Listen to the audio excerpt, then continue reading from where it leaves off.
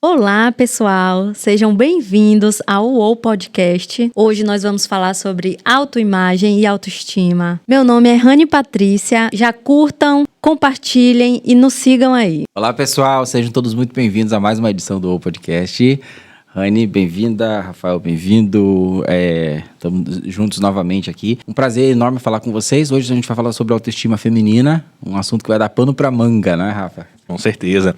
Hoje vamos falar de autoimagem, autoestima, um tema que as mulheres têm pedido há um tempo. Também a questão da autoconfiança, na verdade. Meu nome é Rafael Lima, sou psicólogo clínico, pós-graduado em ênfase clínica, cercado com meu colega João Maurício, também especializado no campo de ansiedade e terapia de casais, e com a nossa maravilhosa e presença ilustre, como sempre, a Rani, que trabalha no campo de meditação e também uma podcaster, na verdade, Rani. É isso aí. Vamos começar, pessoal. Eu gostaria de começar falando sobre o que significa, né, a autoimagem. A autoimagem, ela é o conhecimento que a gente tem da gente mesmo. Como a gente se vê, como a gente se entrega, como a gente se enxerga. E a forma que a gente se vê vai definir a nossa autoestima. Se a gente se vê, sou linda, sou maravilhosa, sou inteligente, sou igual a todo mundo, não tem ninguém melhor nem pior do que eu, minha autoestima tá legal. Agora, se eu fico pensando, poxa, eu sou uma pessoa feia, tô gorda, isso aqui não tô gostando dessa situação aqui, então sua autoestima, né, na verdade fica uma baixa autoestima. E nesse momento em que você se enxerga como alguém incapaz, como alguém inferior, vão surgir os sentimentos depreciativos. E aí, quando esses sentimentos depreciativos surgem, e a questão também da pressão estética que a gente sofre, né, sejam nas mídias sociais, seja na família, seja entre os amigos, aí vem problemas como depressão, como ansiedade, aí vem gatilhos de estresse crônico, problemas de anorexia, bulimia, né, entre outros. Inclusive, essa questão que você traz sobre a autoestima, que é a percepção que o indivíduo tem sobre si mesmo, na verdade, e opinião, a gente não pode esquecer nunca que ela é definida através do ego, que ele é moldado não só pelas experiências passadas, mas também vai influenciar nas posturas futuras desse indivíduo. E, de fato, foi perfeita a sua colocação, porque a gente vai perceber que quando a autoestima da pessoa está baixa, ela influencia, inclusive, na depressão, na ansiedade, em questão de anorexia, bulimia e etc., não é verdade? Então, é interessantíssimo nós trabalharmos essa questão da autoestima. A autoestima também, João, ela é um motivador, certo, da ação, porque quando nós passamos a acreditar que nós somos capazes, nós temos essa crença e nós passamos então a desencadear aquelas atitudes. Então, ela faz termos uma visão mais positiva da vida e também eleva nossas habilidades sociais.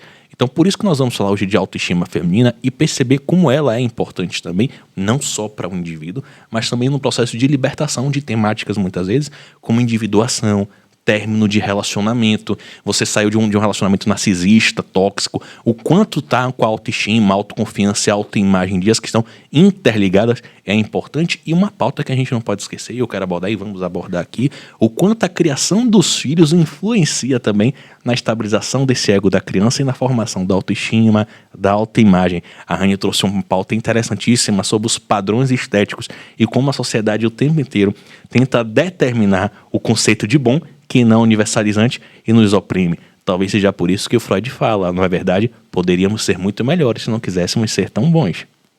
O Bauman, ele fala assim, que um sapato no pé, limpinho, ele é bom, ele é belo, ele é maravilhoso, né? Isso é um conceito estético, né? Um sapato em cima da mesa, não. Ele pode até estar limpo, mas não é legal ele em cima da mesa. E a sociedade tenta toda a vida padronizar essas coisas, esses padrões do que é belo, do que é estético, enfim, né? Autoestima vem da tradução do grego autoestimare, né? Autovalorização, valorização pessoal. Eu gosto de dividir a autoestima em 4 patamares. Aquele primeiro patamar que é o patamar estético, que é tudo que envolve a estética, a beleza, a postura, o estilo, o tom de voz, tudo isso envolve uma parte estética. Essa é uma primeira parte da autoestima. A segunda parte é a parte das competências, né? Quanto você gosta de você. Sou bem-humorado, sou inteligente, tenho uma boa memória, sou competente no que faço, enfim. Depois vem uma parte da autoestima que é aquela capacidade de enfrentamento das coisas. Isso é tão interessante que a pessoa que enfrentou situações difíceis na vida, ela vai moldando em si a sensação de que ela é capaz de passar por situações difíceis. E ela vai ficando cada vez mais poderosa internamente. É uma sensação muito gostosa, né? Quando você sabe que você pode enfrentar os desafios da vida, que você tem capacidade de pensar em soluções criativas, tem capacidade de enfrentamento, né? E uma quarta parte da autoestima, que é mais falada ultimamente, que é a capacidade de transformação do mundo, né? Essa é uma capacidade até meio que nova, assim, na comunidade científica, mas é interessante a gente pensar sobre isso. A nossa contribuição no mundo. Hoje, até o marketing mesmo, o marketing digital e tal, o marketing é desenvolvido dessa forma, né? A gente chama do marketing 3.0, que os primeiros produtos feitos, eles eram feitos para o cliente. Depois, assim, eles eram feitos pela fábrica, produzidos ali e tal. E aí, quando eles iam ser vendidos, não era pensado muito no cliente. Era vendido o que era mais barato, que a produção fazia. E depois vinha aquele produto que era moldado a partir do gosto do cliente, que é o marketing 2.0, e depois vem o produto que é pensado para o mundo. E a autoestima também, hoje a gente pensa, não é só pra gente. Em algum momento também a gente participa da transformação do mundo. Aí entra a criação de filhos, aí entra a gente pensar no machismo estrutural, aí a gente pensa nas pressões estéticas que a mulher sofre hoje. Então a gente precisa pensar também não só para si, mas como a gente faz para transformar a realidade do mundo, ou pelo menos a realidade do nosso mundo, né? Como passa por valorização, cada área dessa vida que é valorizada, a pessoa fica forte, se sente bem. Por exemplo, se você valoriza a sua autoestima estética, se você passa a se conhecer primeiro e se gostar depois, porque essa coisa de se gostar antes de se conhecer não rola, né? Não basta você dizer para as pessoas, você tem que valorizar mais a você mesmo. Não basta. Essa frase, você tem que gostar mais de você mesmo, é uma frase incompleta, né? Eu diria incompleta. Por que é incompleta? Porque primeiro você precisa se conhecer, né? Primeiro você precisa saber o que você gosta e o que você não gosta. E para você se conhecer, você precisa ter permissão para isso. Precisa ter abertura para isso. Eu acho que a sociedade trava um pouquinho as mulheres nesse sentido, e a gente vai falar um pouco mais. Mas cada área dessa vida, a parte estética, quando você valoriza essa parte estética, você se sente bem nessa parte estética. Quando eu falo valorização, não é só quando você se enfeita o suficiente para se mostrar para a sociedade, não é isso, né? Valorização é quando você gosta de você, também se aceita, quando você tem aceitação dos seus defeitos também, porque todos nós temos defeitos, né? Então, quando você faz isso, essa área estética da autoestima fica reforçada. Quando você reforça a parte da competência profissional, por exemplo, a sua autoestima profissional fica reforçada. Lê bons livros, vai para cursos, enfim, participa de debates, sua autoestima profissional fica reforçada. Quando você enfrenta problemas na vida, quando você consegue resolver os seus próprios problemas, você também tem essa autoestima da parte da resolutividade e enfrentamento reforçada, né? E a quarta esfera da autoestima, que é a transformação do mundo, quando você participa da transformação do mundo de alguma forma, você se sente um ser humano melhor e sua autoestima fica reforçada também. A autoestima em si é um conceito de relacionamento consigo mesmo e com o mundo, né? Não é só gostar de você, é como você se relaciona com você, como você se relaciona com seus acertos e com seus erros, com suas qualidades e com seus defeitos. A autoestima é relacionamento consigo mesmo. Um outro aspecto da questão da pressão estética, principalmente sofrida pelas mulheres, né, é que sempre é um padrão, um ideal que não é alcançável. E com isso, poxa, se esse ideal não é alcançável, por que aquela blogueira super famosa consegue alcançar esse padrão perfeito, maravilhoso? Aí surgem os procedimentos estéticos. Deu um boom no Brasil e no mundo devido a isso. Porque se você não consegue aquela barriga tanquinho, tem uma lipo LED ali, lipo HD, que vai te dar aquele padrão. Se você não consegue aquela bunda maravilhosa, estilo Kim Kardashian, tem aquele procedimento estético que vai te dar aquele padrão. Existem pessoas que vão conseguir atingir aquele padrão, às vezes não é nem como elas se enxergam, mas como elas querem que o mundo as enxergue, e aí vai se arriscar através de procedimentos estéticos. Só que são procedimentos caros, né? E não é todo mundo realmente, nós as meras mortais, focamos nas blogueiras, nas famosas e achamos realmente que é um ideal não alcançável. Ou você gasta milhares de reais para atingir esse padrão, ou você fica a sua vida toda se sabotando e acreditando que você nunca vai ser perfeita, você nunca vai ser maravilhosa, você nunca vai ser aceita pela sociedade, ninguém vai te achar bonito e consequentemente, olha como a sua mente te sabota dizendo você não é bonita, você não é perfeita, você não é ideal, né, Rafa? A gente trabalha muito com aquela lógica, eu sempre volto a dizer aqui, né? Que o desejo se dá pela falta. Então, primeiro eu preciso evidenciar uma falta, anotar em você algo que você não possui para poder potencializar o desejo a nível mercadológico e com isso apresentar a solução. A chamada arrasta para cima, né? Olha o comercial, por exemplo, de cabelo, como é que funciona. Olha meus cabelos como eram, com essa tinta como ficou. Você também quer ter um cabelo assim? Ou seja, você não tem esse cabelo. Você gostaria de ter, gera o desejo mostrando que você não tem. Então, a determinada marca pode te dar. Então, o mercado ele trabalha o tempo inteiro evidenciando essa falta, porque nós somos faltantes e formando uma geração, principalmente o Brasil, consumista. Cada vez mais uma geração focada no ter e não no ser. Isso é tão forte, se a gente parar para pensar, que hoje em dia conseguiram colocar em nossas cabeças que uma pessoa de valor é aquela que tem ouro, é aquela que tem carro, é aquela que tem o melhor padrão estético, não é aquela que tem o caráter. Começaram a definir que as boas pessoas são aquelas que possuem o ter, mas não mais a essência. E isso foi colocado desde criança. Quando a gente pensa no padrão estético, por exemplo, da Barbie, como é a Barbie, como é a casa da Barbie, como é o carro da Barbie, como tem que ser o marido da Barbie. E isso daí nos oprime, porque o ideal, ele tem uma função sempre.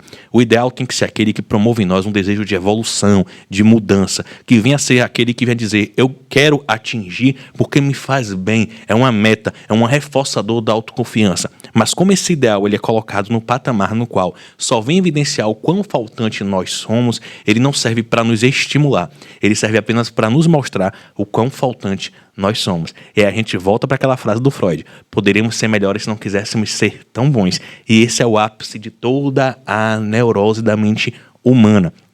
Então, se o seu ideal não serve para te motivar, mas apenas para te oprimir, tá na hora de rever seus conceitos e mudar o seu ideal. O João ele traz uma questão muito interessante sobre autoconhecimento. Se valorize mais. De fato, a pessoa não pode se valorizar sem ter autoconhecimento.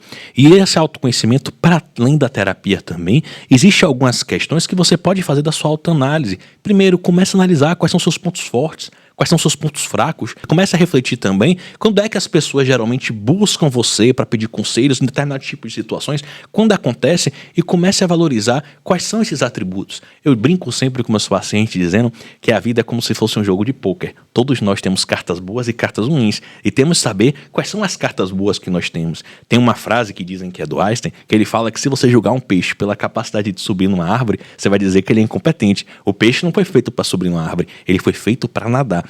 Se nós colocarmos e não analisarmos nossas virtudes e qualidades e focarmos apenas na nossa falta, vamos nos sentir menos com autoestima, com menos autoconfiança, se a gente não aprender a valorizar o que nós somos bons, conhecer o nosso movimento, qual é a nossa vocação. Isso em tudo, até muitas vezes na escolha profissional. Quantas pessoas escolhem uma profissão pelas motivações erradas, simplesmente financeiras, e não olham seus atributos, o que deseja, o que almeja, qual é o seu movimento, qual é a sua habilidade. Você entende? E isso tudo parte pelo campo do autoconhecimento. A autoestima também, ela trabalha muito com a ideia de você estabelecer metas pessoais realistas. Quando nós estabelecemos metas pessoais realistas, são aquelas que são possíveis de ser alcançadas e elas são necessárias, porque metas inalcançáveis, além de nos frustrar, estimula que nós não venhamos ter a perseverança de continuar batalhando e lutando por aquilo. As abordagens trabalham com essa questão de pequenas metas. Bora comemorar as pequenas conquistas. Quando nós criamos metas inalcançáveis, elas diminuem a nossa autoestima e autoconfiança, porque por mais que nós tenhamos entregado o nosso melhor, nós vamos nos sentir menores por não ter entregado aquilo que nós achamos que poderíamos ter entregado. E aí começa toda a obsessão, toda a autocobrança. E aí começa toda o que a gente chama na autossabotagem de padrões inflexíveis e autocrítica exagerada. Não é verdade? Eu fiz, mas outra pessoa talvez fizesse melhor. Porque as metas que a pessoa estabelece sempre transcendem não simplesmente fazer o seu melhor, mas atingir uma perfeição que, apesar de utópica, o oprime a todo momento. Para além disso, outra questão também da autoestima que nós trabalhamos é jamais se compare com outra pessoa. Cada pessoa tem a sua experiência de vida, o que lhe torna único, subjetivo. Então, mediante essas experiências, são moldados padrões futuros de comportamento. Então, essa pessoa vai desenvolver habilidades, mas você tem a sua experiência de vida, que não te torna melhor nem pior do que outra pessoa, mas te dá atributos e ferramentas diferentes. Conheça as suas experiências, comece a analisar as suas limitações, como isso influenciar na sua interpretação de mundo e, como consequência, no seu desempenho, mas sem se comparar ao desempenho um do outro, porque o o importante não está no que você entrega, mas em fazer o seu melhor. Outro ponto também, se valorizar diariamente. Busque trazer em mente as situações que você superou em meio à dificuldade. Identifique quais foram as ferramentas e os meios que você utilizou para passar aquilo. Tantas vezes a gente passa por situações que a gente fala, meu Deus, nem eu sei como é que eu passei por aquilo ali naquela época, e eu passei. Então significa que você sabe ser um vencedor. Significa que você sabe ultrapassar obstáculos. Significa que a história mostra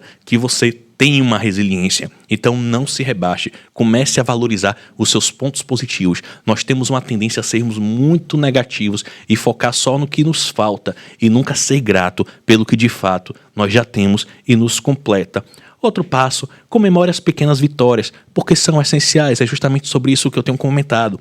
Poxa, eu tenho uma dificuldade de me posicionar, de dizer não. A pessoa me chamou para a festa, eu não queria ir, e de repente eu disse, não, eu não vou. A festa é uma autorrealização. Existe uma questão aí de uma pequena vitória. Isso é necessário ser comemorado. Isso é necessário ser vibrado. Nós precisamos celebrar as nossas pequenas conquistas. Se as pessoas, no mundo hoje, de concorrência e de tanta deslealdade, estão sempre dispostas a apontar erros e defeitos, nós temos que ser os nossos maiores marqueteiros. Nós temos que ser aqueles que vão evidenciar as coisas boas que nós fazemos também, para lembrar o nosso senso de valor. Então, elogiar a si mesmo faz sempre um bom hábito. Eu sou capaz, eu sou importante, eu consigo, eu dei o meu melhor. Se eu não alcancei hoje, eu vou permanecer e na hora certa, o que for, tiver de ser meu, eu vou conquistar. Aí tem gente que fala, mas isso funciona só a curto prazo, se autoelogiar. Sim, o banho também funciona a curto prazo, mas se recomenda que se tome diariamente, não é verdade? Então, frases de autossugestionamento, como eu sou capaz, eu vou vencer, eu sou incrível, sugestiona a sua mente e prepara a sua mente para um dia, inclusive, mais difícil. Existem técnicas e terapeutas que estimulam, inclusive, o banho com água muito gelada durante esse período também, porque a água gelada, ela ajuda na produção da dopamina, do bem-estar no corpo, para enfrentar o dia também, e eleva a autoestima. E, por fim, um ponto que eu gostaria de trabalhar sobre essa pauta em fechar a minha fala é: seja seletivo com quem você entrega o seu tempo. Entregue seu tempo apenas para pessoas gratas. Nós temos que analisar também a nossa network. Existem pessoas que não estão aptas a participarem do nosso dia a dia e nós temos que ser seletivo com as pessoas tóxicas por questão de saúde mental, autoconfiança e autoestima. Perdemos muito tempo da nossa vida dedicando tempo e dedicação a quem não sabe reconhecer o valor. O Cristo tem uma frase que ele fala assim: não lance pérolas a porcos. Porcos são todos aqueles que não sabem interpretar a grandiosidade do que recebe. Ser bom não é ser idiota. Ser bom é uma virtude que os idiotas não vão entender. Talvez o erro, muitas vezes, a nível de autoestima, não está o bem que você faz, nem a qualidade do que você entrega, mas para quem você entrega. E muitas vezes o autoconhecimento vai perceber se você não está preso nessa relação de amizade, de casamento ou de namoro por uma busca de aprovação, uma busca de reconhecimento, porque mesmo sendo tóxica, você continua lançando pérolas a porcos. E tenha sempre em mente, se você se destaca, sempre vai acontecer a crítica, porque é como Nietzsche fala: quanto mais alto nos elevarmos, menores vamos parecer aos olhos de quem não sabe voar. Quando nós fazemos coisas que chegamos à altura que outros não são capazes de fazer ou têm vergonha de fazer, as pessoas vão te enxergar de baixo, e geralmente pequeno, e vão criticar. Mas quando você sabe quem é você, você não precisa que o outro venha definir quem é você, porque existe o que os outros pensam sobre você, e isso é opinião. E existe o que você sabe que é você, e isso é o seu caráter, não é verdade? É bacana, porque a autoestima é um processo de fortalecimento, né? Quando você... Eu falo para os pacientes que a autoestima é a imunidade do mundo psicológico. Quando vocês têm a autoestima reforçada, a crítica não te derruba. Se você tiver com a imunidade boa, assim, fisicamente falando, você não vai sair na rua, você não vai pegar um resfriado qualquer, né? Você vai, claro, de repente pegar alguma coisa ou outra, mas... na maioria das vezes que você sair, você vai estar protegido, né? A autoestima nos protege, é um senso de autoproteção. Então, você recebe uma crítica, você consegue até rebater ela e entender o seu valor, né?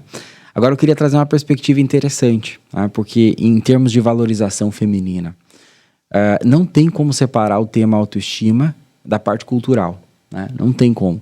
A gente não consegue corrigir a autoestima feminina apenas falando pra mulher, ó, você precisa se valorizar, você precisa sair dessa relação que te maltrata e tal. Você precisa mostrar o seu valor no trabalho. A sociedade precisa de uma correção, de uma reparação, né?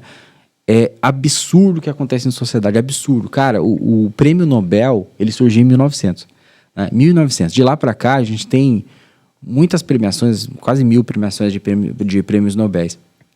E eu tô falando do século XX, tá? Não é uma coisa lá dos anos do século XVII e tal, onde as mulheres não podiam produzir e tal. O que acontece? A distribuição dos prêmios Nobéis, hoje a gente tem 800 e poucos prêmios Nobéis para homens, e um pouquinho mais de 60 prêmios Nobel para as mulheres. Sim. Quase 15 vezes mais o trabalho masculino é mais valorizado do que o trabalho da mulher. A mulher, para o trabalho dela ser valorizado, ela tem que ser muito boa, cara. Uma vez eu falei muito boa, que eu falo assim, acima da média, e ela tem que provar 4 vezes mais do que um homem. Isso é um absurdo, velho. Cara, a mulher trabalha e é tão inteligente quanto o homem, entende? Então, toda vez que eu vejo essa parada, eu falo assim, existe uma disparidade de gênero muito grande na sociedade. Como é que você fala sobre autoestima, por exemplo? Não tem como falar da autoestima feminina na área profissional, enquanto a gente, historicamente, não tem valorização feminina. Não existe, velho. Eu acho um absurdo que a lei de igualdade salarial esteja sendo discutida agora em 2022. Que é isso, cara? Que é isso? Entende?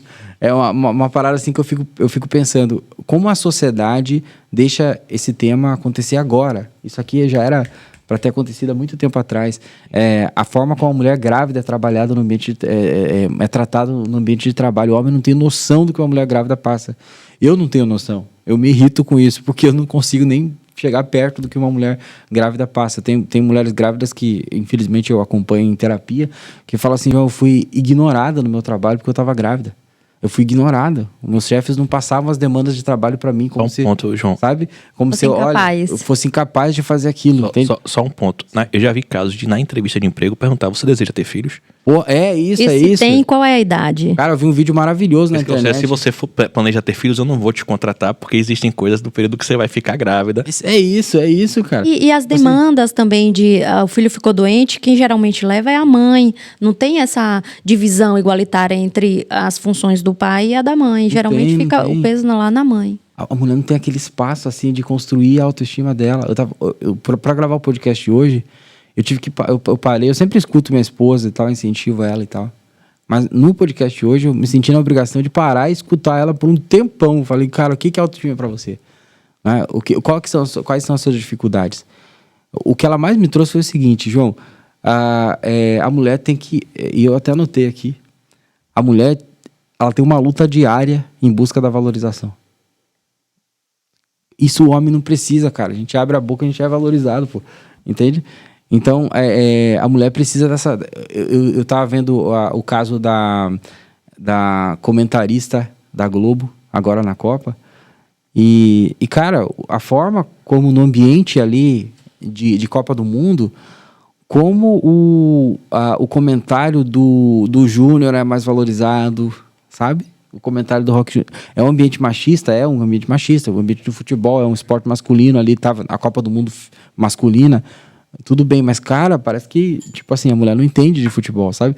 Eu vi um post da narradora do Sport TV, foi a primeira narradora das Copas do Mundo, a primeira narradora feminina das Copas do Mundo, e ela fez um post interessantíssimo do quanto ela estuda pra estar ali.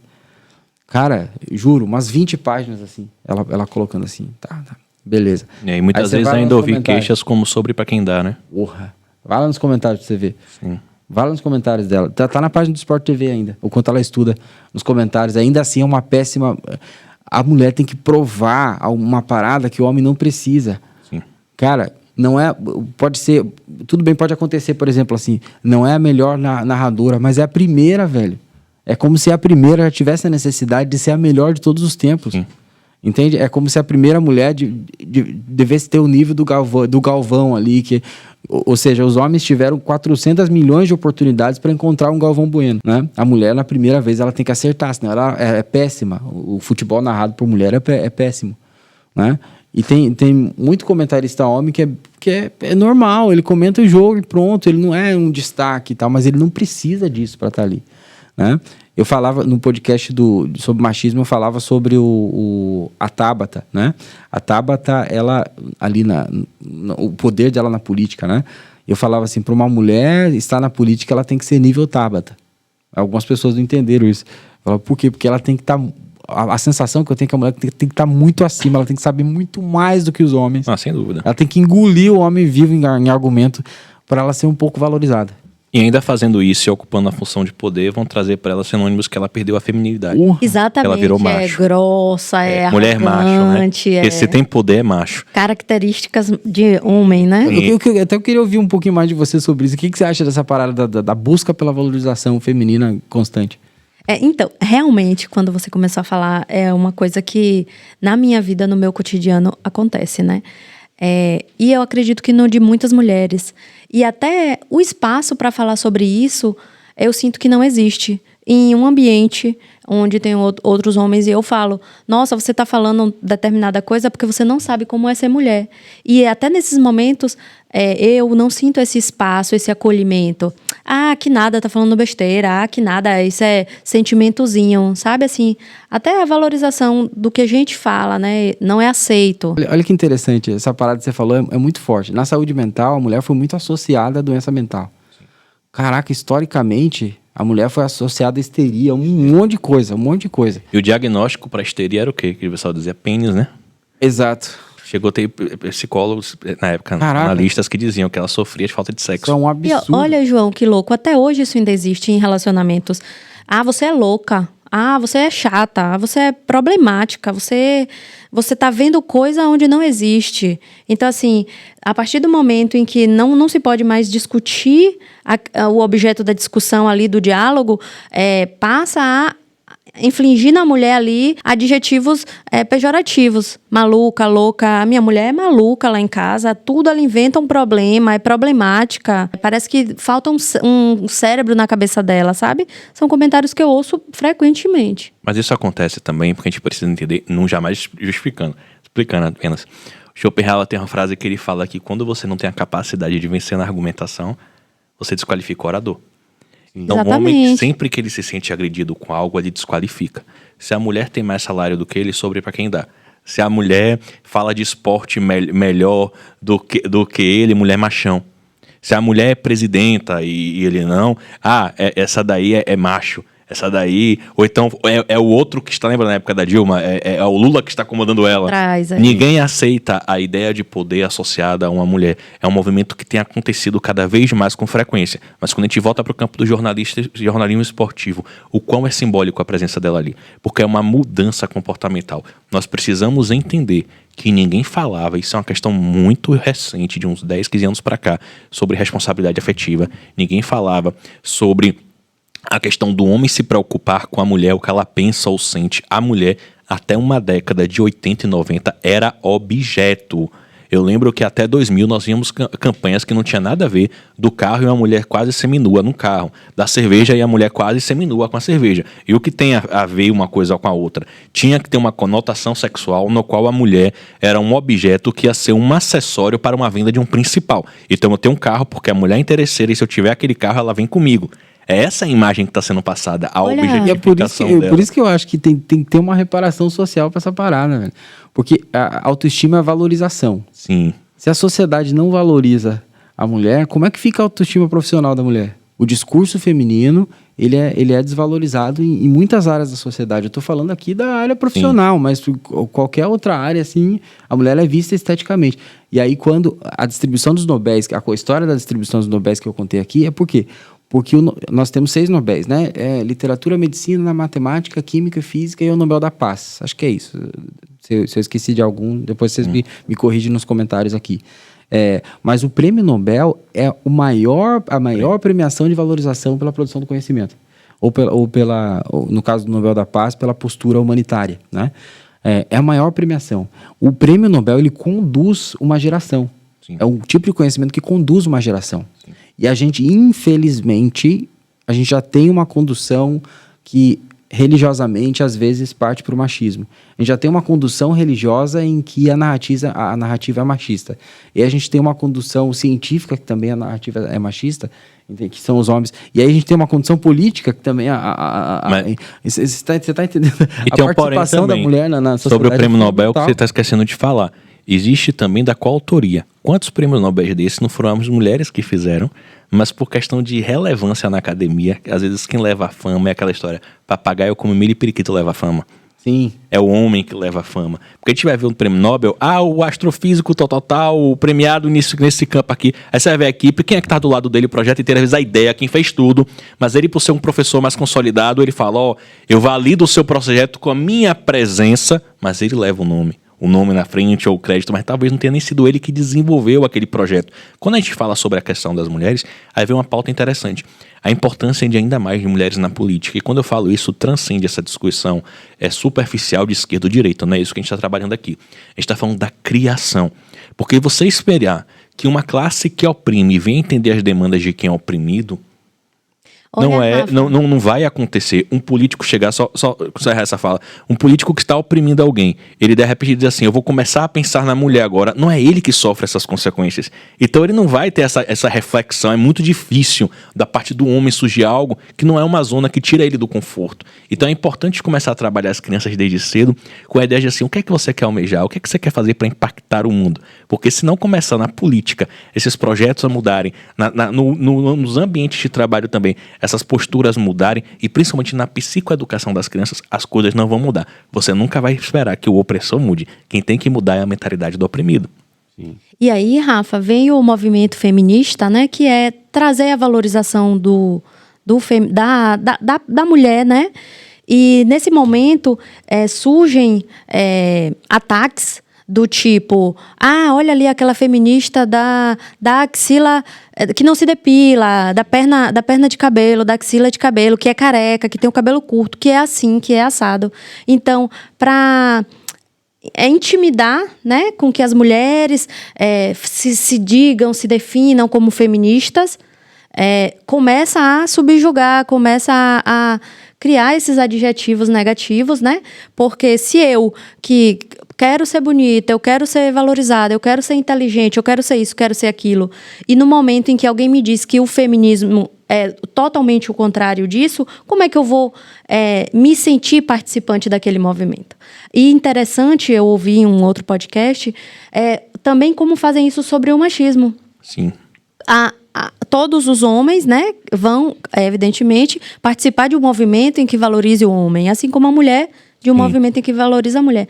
No momento em que você diz que bater na mulher é machismo, como é que o homem que acha isso errado vai dizer eu me qualifico nisso aqui, tornando tanto o feminismo como o machismo algo negativo. Tá vendo que hoje, quando a gente fala homem machista, já é uma carga pesada, é tudo de ruim o homem machista, né? E, na verdade, é só os adjetivos negativos que a gente tá colocando ali.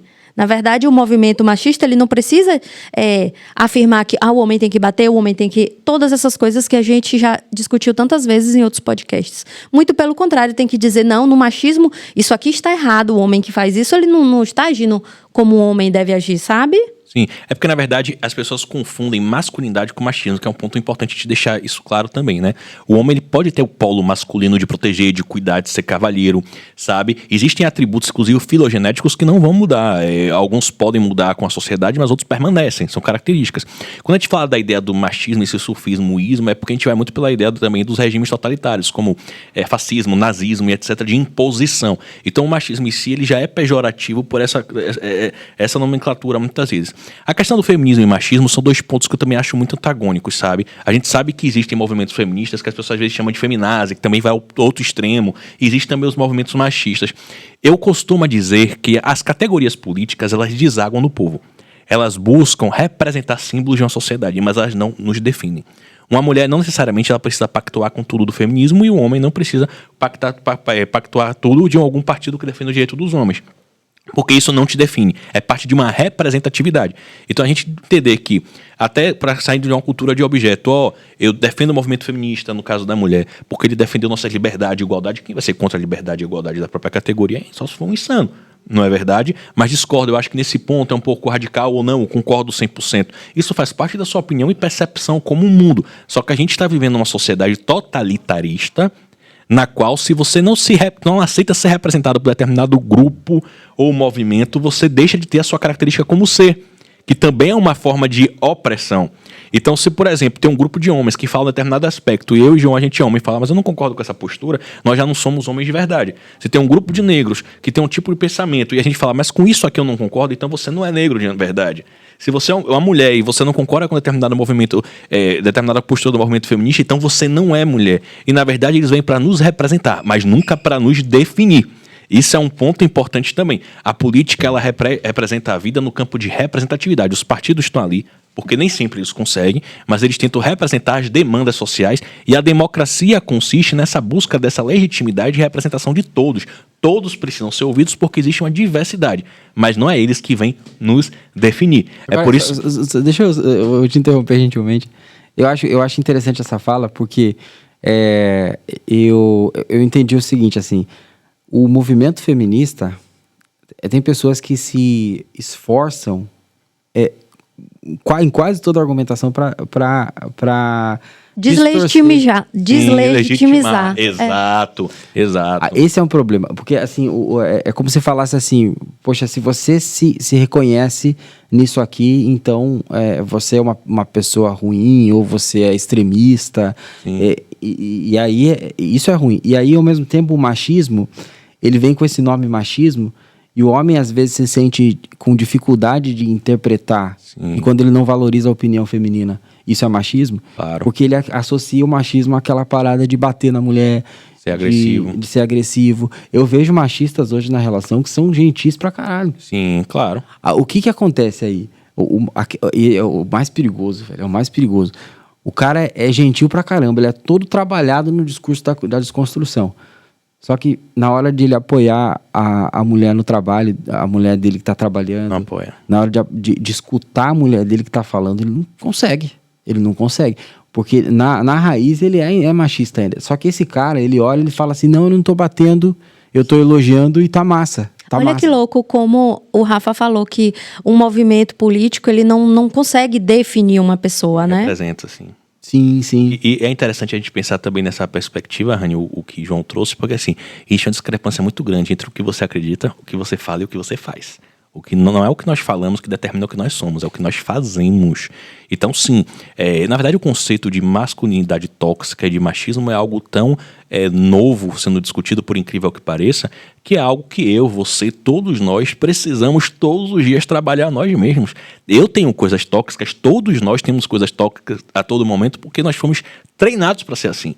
Então é importante a gente entender dentro dessa perspectiva, não é verdade, esse movimento. Porque existe a diferença entre o que a gente fala e o que a gente faz a todo momento. Quando a gente fala de movimento de representatividade, eu sempre tenho dificuldade de lidar com qualquer tipo de extremo. Qualquer tipo de extremo, ele é insano. Assim como existe uma categoria que apanha, existe dentro daqueles que foram oprimidos, aqueles que também querem oprimir e reproduzir o ciclo de ódio. Eu me identifico muito com o Gandhi quando ele consegue fazer aquela revolução pacífica, através do campo da argumentação, das ideias, da transformação de pensamento. Então, assim como existe o movimento feminista, que eu acho maravilhoso, eu sou contra como a gente fala, por exemplo, dos seminários, que, por exemplo, fala assim, todo homem é um estuprador em potencial, ou frases do gênero também não podem acontecer, como de um lado para o outro. Assim como eu sou contra um homem que, quando vê um movimento de mulheres se organizando, fica assustado. Por quê? Instabilidade do ego. Mas, na minha visão, a sociedade em geral, ela estaria muito mais evoluída, teria muito menos guerra. Sim. Cara, é uma série de coisas. Por exemplo, a questão que a gente fala sobre o machismo, os impactos do machismo, né? Sim.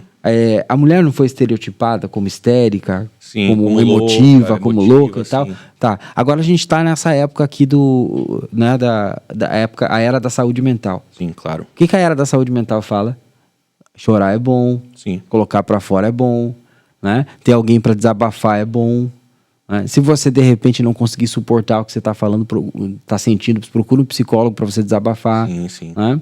A mulher que fazia isso lá no século XIX, como é que ela era chamada? Né? Na verdade, não só a mulher, o homem também, ele não podia expressar sentimentos. Aí quem que estava errado? Sim. Né? Quem tava? Era o homem, pô. Era o homem. Que o homem, ele via esse movimento como algo ruim, a mulher que chora, a mulher que é emotiva, a mulher que não sei o quê. Aí o que acontece? Agora, com mais evolução do conhecimento, a gente percebe o quanto faz mal uma pessoa que guarda o choro e que fica lá dentro do quarto fingindo que é forte, quebrando tudo, se embriagando, batendo na mulher em casa. Então, aí o que acontece? Por isso que eu falo, precisa ter a participação feminina na sociedade. E se tivesse isso há muito tempo, a sociedade seria outra. Sim, mas imagina a quantidade de guerra que teria sido evitada. Agora é importante deixar isso claro. Cuidado para a gente não dar a entender que alguém aqui está combatendo a ideia do feminismo. Não. O que eu trago sempre é assim, todo movimento, para ele nunca se tornar totalitarista, ele precisa de uma análise crítica. Todos nós precisamos de uma autoanálise o tempo inteiro. E está muito longe identificar que existe um fenômeno, ainda que minoritário, ele é existente, ele precisa ser trabalhado. Porque senão se torna uma religião, se torna uma crença cega. Então, a minha ideia por trás de todos os aspectos é uma autoanálise. Se a gente é de direita, a gente tem que fazer uma autoanálise. Se a gente é de esquerda, de autoanálise. Se a gente é no movimento feminista, a gente tem que fazer uma autoanálise. Se a gente não é, tem que fazer uma autoanálise. Porque sempre vai existir. Por mais que a gente fale, mas não é a maioria, mas é existente. Isso, a questão da crítica, aí já é outra pauta. Por quê? Quando as críticas começam a acontecer em excesso acerca do feminismo, aí já revela aquela questão de um grupo que se sente desestabilizado. E aí, nesse ponto, eu concordo, porque ele quer se autoafirmar. E isso no mundo... Mostra também que eu só tenho críticas a fazer. Sim. Ou seja, se eu só tenho críticas a fazer, obviamente que eu estou num comportamento opositor. Sim, claro. Eu percebo sempre isso no mundo desde que o mundo é mundo. Por exemplo, o Eminem, quando ele assume o status de rapper, ele foi oprimido pelos negros. O Chuck Berry, quando ele vai com a questão do rock, ele vai ser oprimido pelos brancos, mal sabendo que o pai do rock foi ele. Então eu digo assim, sempre que alguém surge em um movimento para ocupar um espaço que até então não era dele, o outro lado se sente prejudicado. É só você pensar num ponto de vista na Europa e as imigrações. Os imigrantes vêm aqui roubar a nossa economia. Então eles se fecham como um quê de protecionismo. É um movimento natural, embora não justificável, de autoproteção de uma categoria. As mulheres começarem a ter voz significa que a mulher entra no mercado. A mulher entrar no mercado significa que ela começa a não sofrer violência patrimonial. A mulher que não sofre violência patrimonial é uma mulher que não vai ser objeto da relação e o homem perde o completo domínio. Por isso que eu volto para aquela pauta. Que tipo de opressor vai querer abrir mão do poder? Nenhum. Por isso que eu falo que a revolução precisa acontecer com a mulher dentro do Congresso, a mulher entrando em pautas que possam mudar essa relevância, porque você esperar, é que nem quando a gente faz um protesto da corrupção. Bora na rua, João, fazer uma passeata contra a corrupção de qualquer governo. Se você não dá nome, se você não vai direto aos bois, você acha que o corrupto vai acordar e ter uma epifania moral e dizer assim, a partir de hoje estou incomodado, vou parar de roubar? Ele não vai beneficiar ele. Então, a transformação se dá, não é porque eu estou dizendo que o opressor não tenha que mudar, mas a transformação só vai acontecer quando quem desperta é o oprimido. Porque o opressor ele está numa zona de conforto. Apenas quem é oprimido tem a capacidade de gritar e ter voz.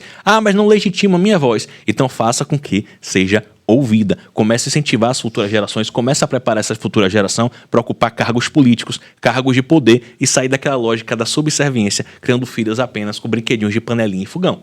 E aí, Rafa tá certo. Quando a gente... Essa transição que a gente está vivendo, eu acho que precisa de uma reparação social, primeiro. Primeiro, uma reparação social. Né? A gente vê, por exemplo, hoje em dia, a gente debate muito Hoje em dia, não, deveria ter sido debatido já há muito tempo. Esse debate deve ser... está em destaque sempre, né? Que é o debate do racismo, né? A mulher negra em sociedade, ela tem sofrimentos particulares que eu jamais vou acessar. Eu jamais vou acessar o E eu, como mulher, também não vou entender as demandas que ela acaba sofrendo, né? Pelo fato de ser negra. É uma vivência totalmente diferente. E aí tem que ter uma mulher lá uma aqui no podcast para conversar com a gente também. E a gente sempre fala disso, né, Rafa? A gente estava conversando e o Rafa falava... A gente se preocupa muito com a representatividade. Sim. A gente tem uma conversa com o Rafa... lá no começo do podcast, falava assim, caraca, a gente não consegue, você até trouxe isso pra mim, a gente não consegue dar conta dessa parte feminina no podcast. E eu falava, cara, eu também acho, e a gente não consegue dar conta da parte do racismo no podcast, porque eu não consigo. Cara, eu posso estudar o mundo todo, eu não vou conseguir dar conta das dores que uma mulher negra passa em sociedade, que uma mulher trans passa em sociedade. É a questão que a gente traz, assim, é isso que eu falo. A gente precisa criticar, mas saber também a propriedade do que a gente fala. Tem sido muito mal interpretado o termo lugar de fala pelos dois lados. Tanto quem se sente oprimido com ele, como quem apregoa, muitas vezes, de uma maneira apaixonada. O lugar de fala não é um cala-boca para as opiniões. As opiniões você pode existir sobre qualquer coisa. O lugar de fala é uma forma de reparação histórica Porque se a gente for parar a pensar, nas academias, durante muito tempo universitárias, eram lugares apenas de brancos e elite. Então quer dizer que uma pessoa que vivia uma realidade de racismo, de periferia e outros campos mais indígenas, outros campos mais excluídos da sociedade naquele momento, teriam que ser ouvidos e representados por um branco que vive muitas vezes no Leblon, no Alphaville e que não entende nada da dimensão dele. Que não é problema se o cara for um antropólogo, um estudioso, sim. mas tanto o estudioso O como negro aquele vai ser antropólogo que viveu a situação também tem um lugar de fala para falar. Ah, Rafa, mas nem sempre quem vive o fenômeno tem uma visão assertiva da realidade. Verdade. Distorções cognitivas ocorrem com qualquer ser humano em qualquer lugar. Contudo, ele tem uma propriedade da experiência. Então, o lugar de fala deu uma voz para dizer, não vamos ser tão academicistas para tudo, porque existe a vivência e a vivência tem um valor e um teor tão forte quanto qualquer diploma. Eu sei que às vezes numa militância exacerbada a pessoa vai dizer assim, cale a boca, não fale porque só eu posso falar. E isso é uma imaturidade. A gente sabe que existem excessos em todos os lados e às vezes transmite essa ideia de ditadura, como as pessoas falam, do conhecimento. Não. Tanto quem faz isso, como quem fala que é ditadura do conhecimento, não conhece a essência do termo lugar de fala. Lugar de fala busca uma valorização e uma equidade, tanto do antropólogo, sociólogo, aquele que estudou, que isso transcende se é branco, negro ou indígena, quanto daquele que vive, porque os dois têm propriedades. Uma frase, João, só para encerrar minha fala, que eu sei que você quer complementar, que eu nunca esqueci de um psicólogo amigo meu, quando eu trabalhei na clínica psiquiátrica. E ele dizia assim, Rafa, por mais que a gente estude os transtornos, eles que são os mestres do que estão vivendo.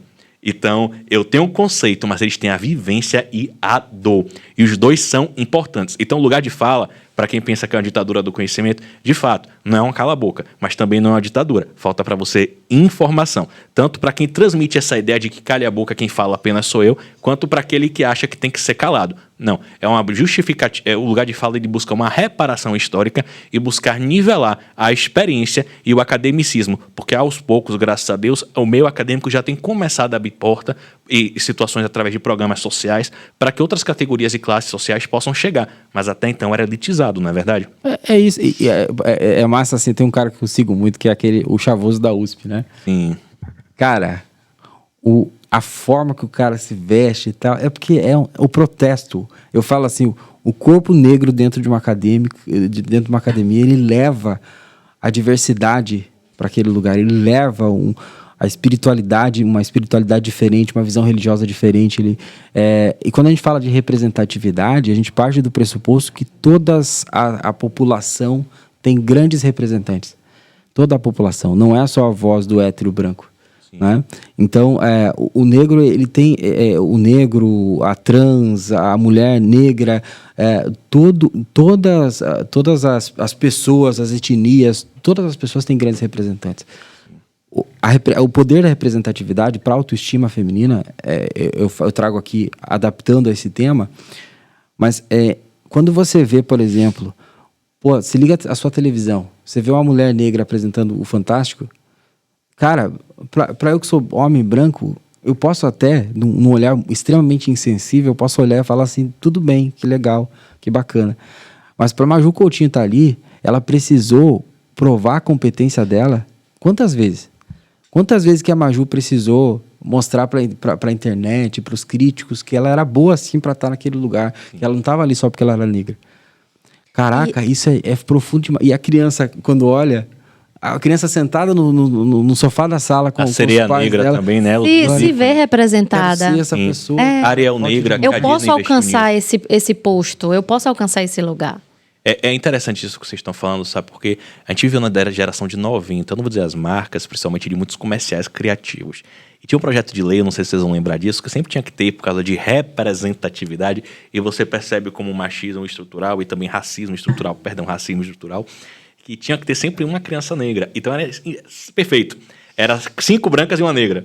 3 brancas e uma. Tipo assim, eu tenho que preencher esse espaço. E às vezes uma asiática para dar uma... Pra dizer assim, botei uma de cada para uma, mas nunca era a maioria para definir a beleza, entende? E isso tem mudado. A Disney tem trazido essa sensibilidade, não é porque a Disney é boazinha, não. É porque ela percebeu, inclusive, as reparações históricas que eram necessárias a se fazer, porque o comércio, ele entrega aquilo que a sociedade deseja. Ele percebe a insatisfação. Então ele percebeu que era necessário uma sereia negra e foi necessário colocar. E nossa, olha como gerou uma repercussão. Meu Deus, mas ela era branca assim. E diga uma coisa, a sereia existe? Sim. Né? Então, de repente, não, mas a sereia, gente... Tem que ser do cabelo vermelho e Ariel branca. existe. Então, eu digo assim, essa questão de criar novos conceitos, novas pautas são interessantes. Eu gostaria de aproveitar para eu falar sobre alguns filmes que eu trouxe também. Claro, fique à vontade. Teve um que eu assisti chamado O Mínimo para Viver, que é sensacional. Conta a história de uma jovem, por volta dos seus 20 anos, que sofre com anorexia. É uma família totalmente disfuncional. Ela passou a adolescência indo e vindo de centros de tratamento para o problema dela, até que chegou no ápice, no momento em que, para mim, foi bem forte essa cena. Ela está embaixo do sol quente, e aí é como se ela estivesse revivendo. Foi a minha experiência, né, assistindo o filme, foi ela revivendo tudo aquilo e falando assim... Para mim já deu, o meu máximo chegou aqui. E aí ela desmaia. E aí encontram ela e levam ela mais uma vez para um atendimento. E a partir daquilo, é como se ela dissesse: cheguei no meu limite, ou eu morro aqui debaixo desse sol quente, ou eu mudo realmente minha vida. E foi um filme que me marcou muito. Como é o nome mesmo do filme? O Mínimo para Viver. O Mínimo para Viver. Esse título já atrai, João. Oh. Já é minimalista. Eu achei bem impactante, bem legal. Outro que eu queria trazer é o que eu acho que todo mundo conhece, Pequena Miss Sunshine. Sim, Sim. apaixonado. Olha que interessante o quanto a questão da pressão estética afeta também as nossas crianças, né? Sim. Uma criancinha linda, toda redondinha, bem gordinha, participando de um concurso de beleza, né? E a família também bem disfuncional, cada um com suas demandas, apoiando, né? Todo mundo viajando, como se fosse uma caravana, né? Para poder levar ela ao sonho dela. O último que eu quero falar aqui, que eu acho super engraçado, é meio clichê esse filme, é O Amor é Cego. Sim. Vocês conhecem, né? Uhum. Onde um cara que não é nenhum galã, né, para o cinema, se acha o tal, e aí ele encontra um guru, né, aquele Tony Robbins, Sim, é o no Jack Black, elevador. o Tony Robbins, sim. E aí o Tony Robbins fala assim, não se preocupe não, tem que a questão do se conhecer e do se preocupar com o interior das pessoas. E aí ele faz a mágicazinha dele lá no elevador e o personagem não percebe, né, o ator, e aí ele começa a ver mulheres maravilhosas, nossa, cada uma linda que a outra, ele encontra elas, aí ele começa a namorar com uma diva linda, maravilhosa, e depois ele percebe que, na verdade, essa mulher é imensa de gorda. E aí ele fala, não, Anthony Robbins, por favor, tira essa loucura de mim, tira isso dos meus olhos. Eu quero ver as pessoas pela beleza de fora e não pela beleza de dentro. E aí, no final, o clichê, ele realmente fica apaixonado por ela, por quem ela é, né, a beleza interior dela, e acaba ficando com ela, mesmo a sociedade não aceitando aquilo, né? É porque, na verdade, o padrão de beleza que a gente deseja, isso também é muito construído. Eu sempre busco o equilíbrio, eu não suporto coisas extremas, sabe? A gente fica, social. Não, também tem coisas que são filogenéticas, eu sempre vou bater nessa pauta. Eu nunca vou defender algo 100%. Tem muito do social, sim, muito do cultural. Se a gente prepara nossas crianças para saber lidar com a divergência, é importante. A criança ela precisa ser trabalhada para lidar com a estranheza. Então, se ela tá numa família que todo mundo é gordinho e de repente ela vê uma pessoa magra, ou todo mundo é magra e vê uma pessoa gorda, ela começa a interagir no colégio, ela vai ter um comportamento que não é intencional de, eu sou ruim, eu vou fazer um preconceito com alguém. Então, é por isso que eu digo pra você, assim como o medo é construído, o preconceito ele pode ser construído. E ele pode também ser desestimulado pela família. Seu colega tem um cabelo diferente do seu, tem uma cor diferente da sua, uma altura diferente da sua. Mas olha que beleza, que exótico, não é bonito, não é diferente. Então, assim, quando você consegue transmitir esses valores para a criança, ela começa a ver o diferente e o alternativo de uma maneira muito positiva. O problema é que quando a família não estimula essa ideia de diversidade dentro do lar, essa criança ela vai encarar o diferente como defeituoso. E isso é uma mente primitiva. Se você parar, quando a gente vai pensar em todos os regimes totalitaristas e genocidas que aconteceram no mundo, é nesse campo. Você vai ver que uma categoria se une e desqualifica as demais. Roma se unia e considerava os demais o quê? Bárbaros. O cara é bárbaro. Quer dizer que só existia cultura em Roma. Quem não era tinha que ser morto, abatido. Você é bárbaro, você não é romano. Então hoje a gente para pensar dessa forma também. Houve essa desvalorização muito grande, não só no Brasil, mas como no mundo da cultura negra e de outras culturas mais, que nós precisamos trazer. Os índios são bárbaros. São bárbaros baseados em que cultura? Em que perspectiva? Nós somos evoluídos dentro de que perspectiva? Nós poluímos a própria água que bebemos, né? Desenvolvemos alimentações que nos geram doenças, geramos guerras, destruímos o planeta, não conseguimos nos equilibrar no ecossistema. Qual é o conceito de bárbaro? Eles se conectam à natureza e nós não conseguimos essa conexão. Na verdade, nós precisamos moldar uma realidade para conseguir viver. Então, quando eu trago isso, eu digo assim, é muito subjetivo ao olhar de quem percebe, de onde parte esse olhar. E isso é importante ser trabalhado na criança. Saber lidar com a diferença a todo momento. Por isso que eu defendo, sim, que a nível de representatividade seja ensinado em sala de aula, seja ensinado em casa.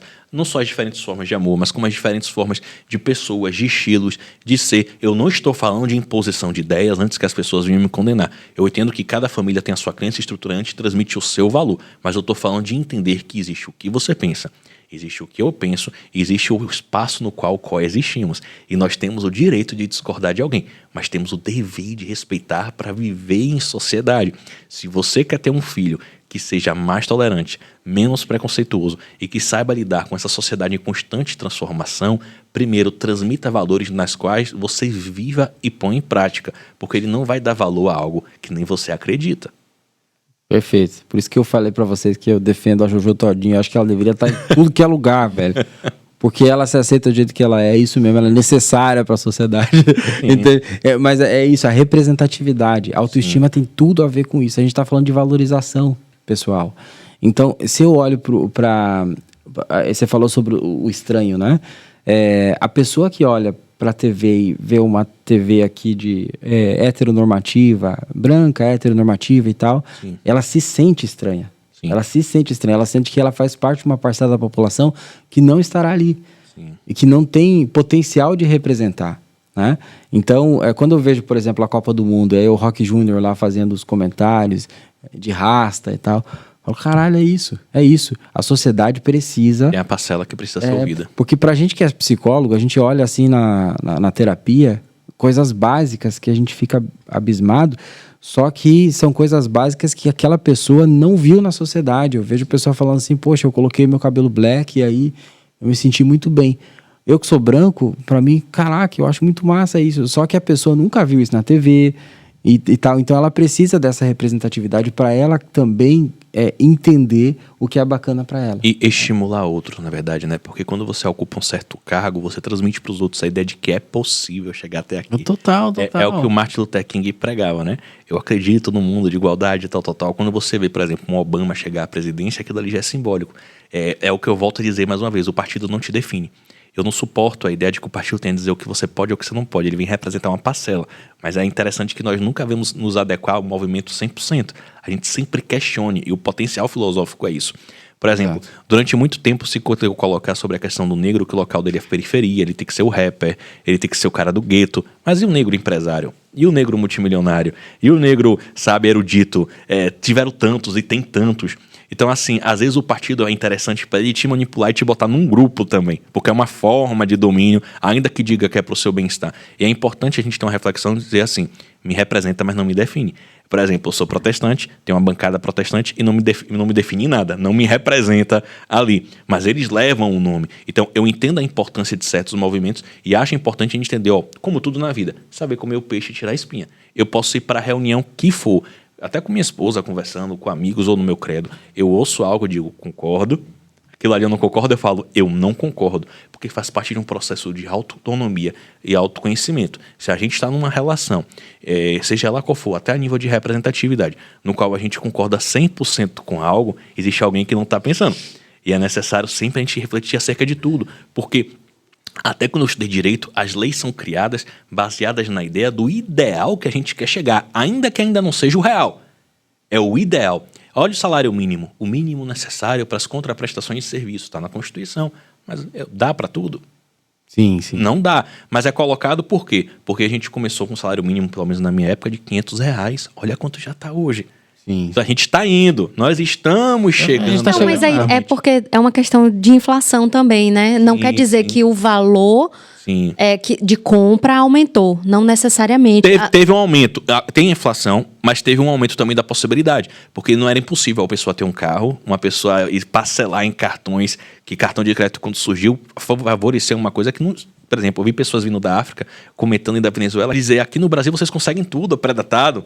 Isso foi um poder de compra que não era dado, entendeu, Rani? O capitalismo realmente quer o consumo, então ele vai abrir ao máximo o leque de possibilidades, inclusive o superendividamento no Brasil, né? Compre aqui parcelado em 30 anos, parcele, tome cartões e depois a pessoa não consegue pagar, né? Mas é porque... É até a parada da autoestima que a gente tá falando aqui. Mas é isso. Rafa falou uma Exatamente. parada assim, hoje a gente foca no T e não no C. Por que a gente foca no T? Porque a sociedade capitalista é uma sociedade competitiva e não tem nenhum interesse em você se conhecer. A sociedade não tem nenhum interesse. Porque se você não se conhecer, você vai comprar coisas que preencham esse espaço. Qual o interesse da sociedade capitalista que você medite? Seja pleno. Você trabalha com meditação. Qual que é o interesse da sociedade capitalista falar sobre essencialismo, minimalismo? Nada. Por que essas culturas não engajam? Qual o interesse da sociedade capitalista preservar o meio ambiente? Qual é o interesse da sociedade capitalista? Se a árvore você pode vender para comprar mais carro, construir mais casa, não é?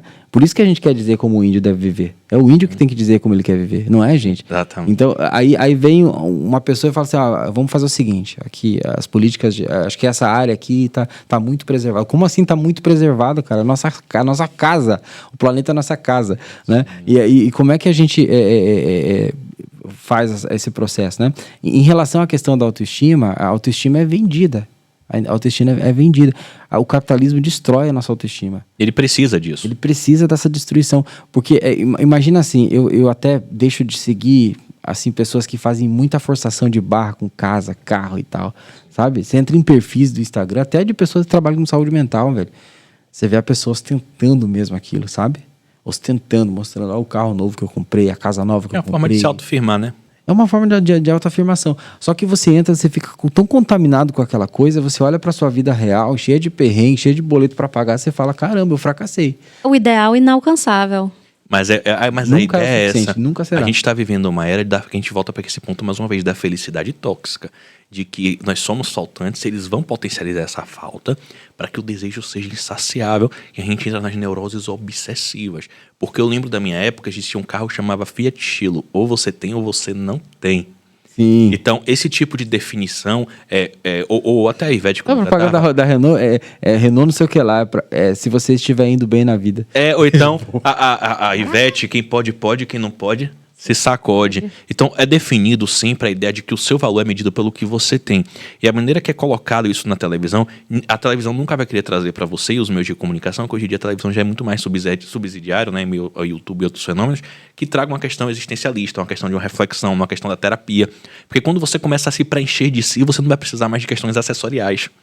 Você sabe o que te define, você sabe quem você é. Mas enquanto você está cada vez mais vazio de si, existe a compulsão, existe uma necessidade extrema de preencher. E ele sempre vai dizer, você quer ser feliz? Compre isso. Ou você acha que quando a gente já vê um comercial de lavar roupa, a pessoa está sorrindo, não é pensando nisso?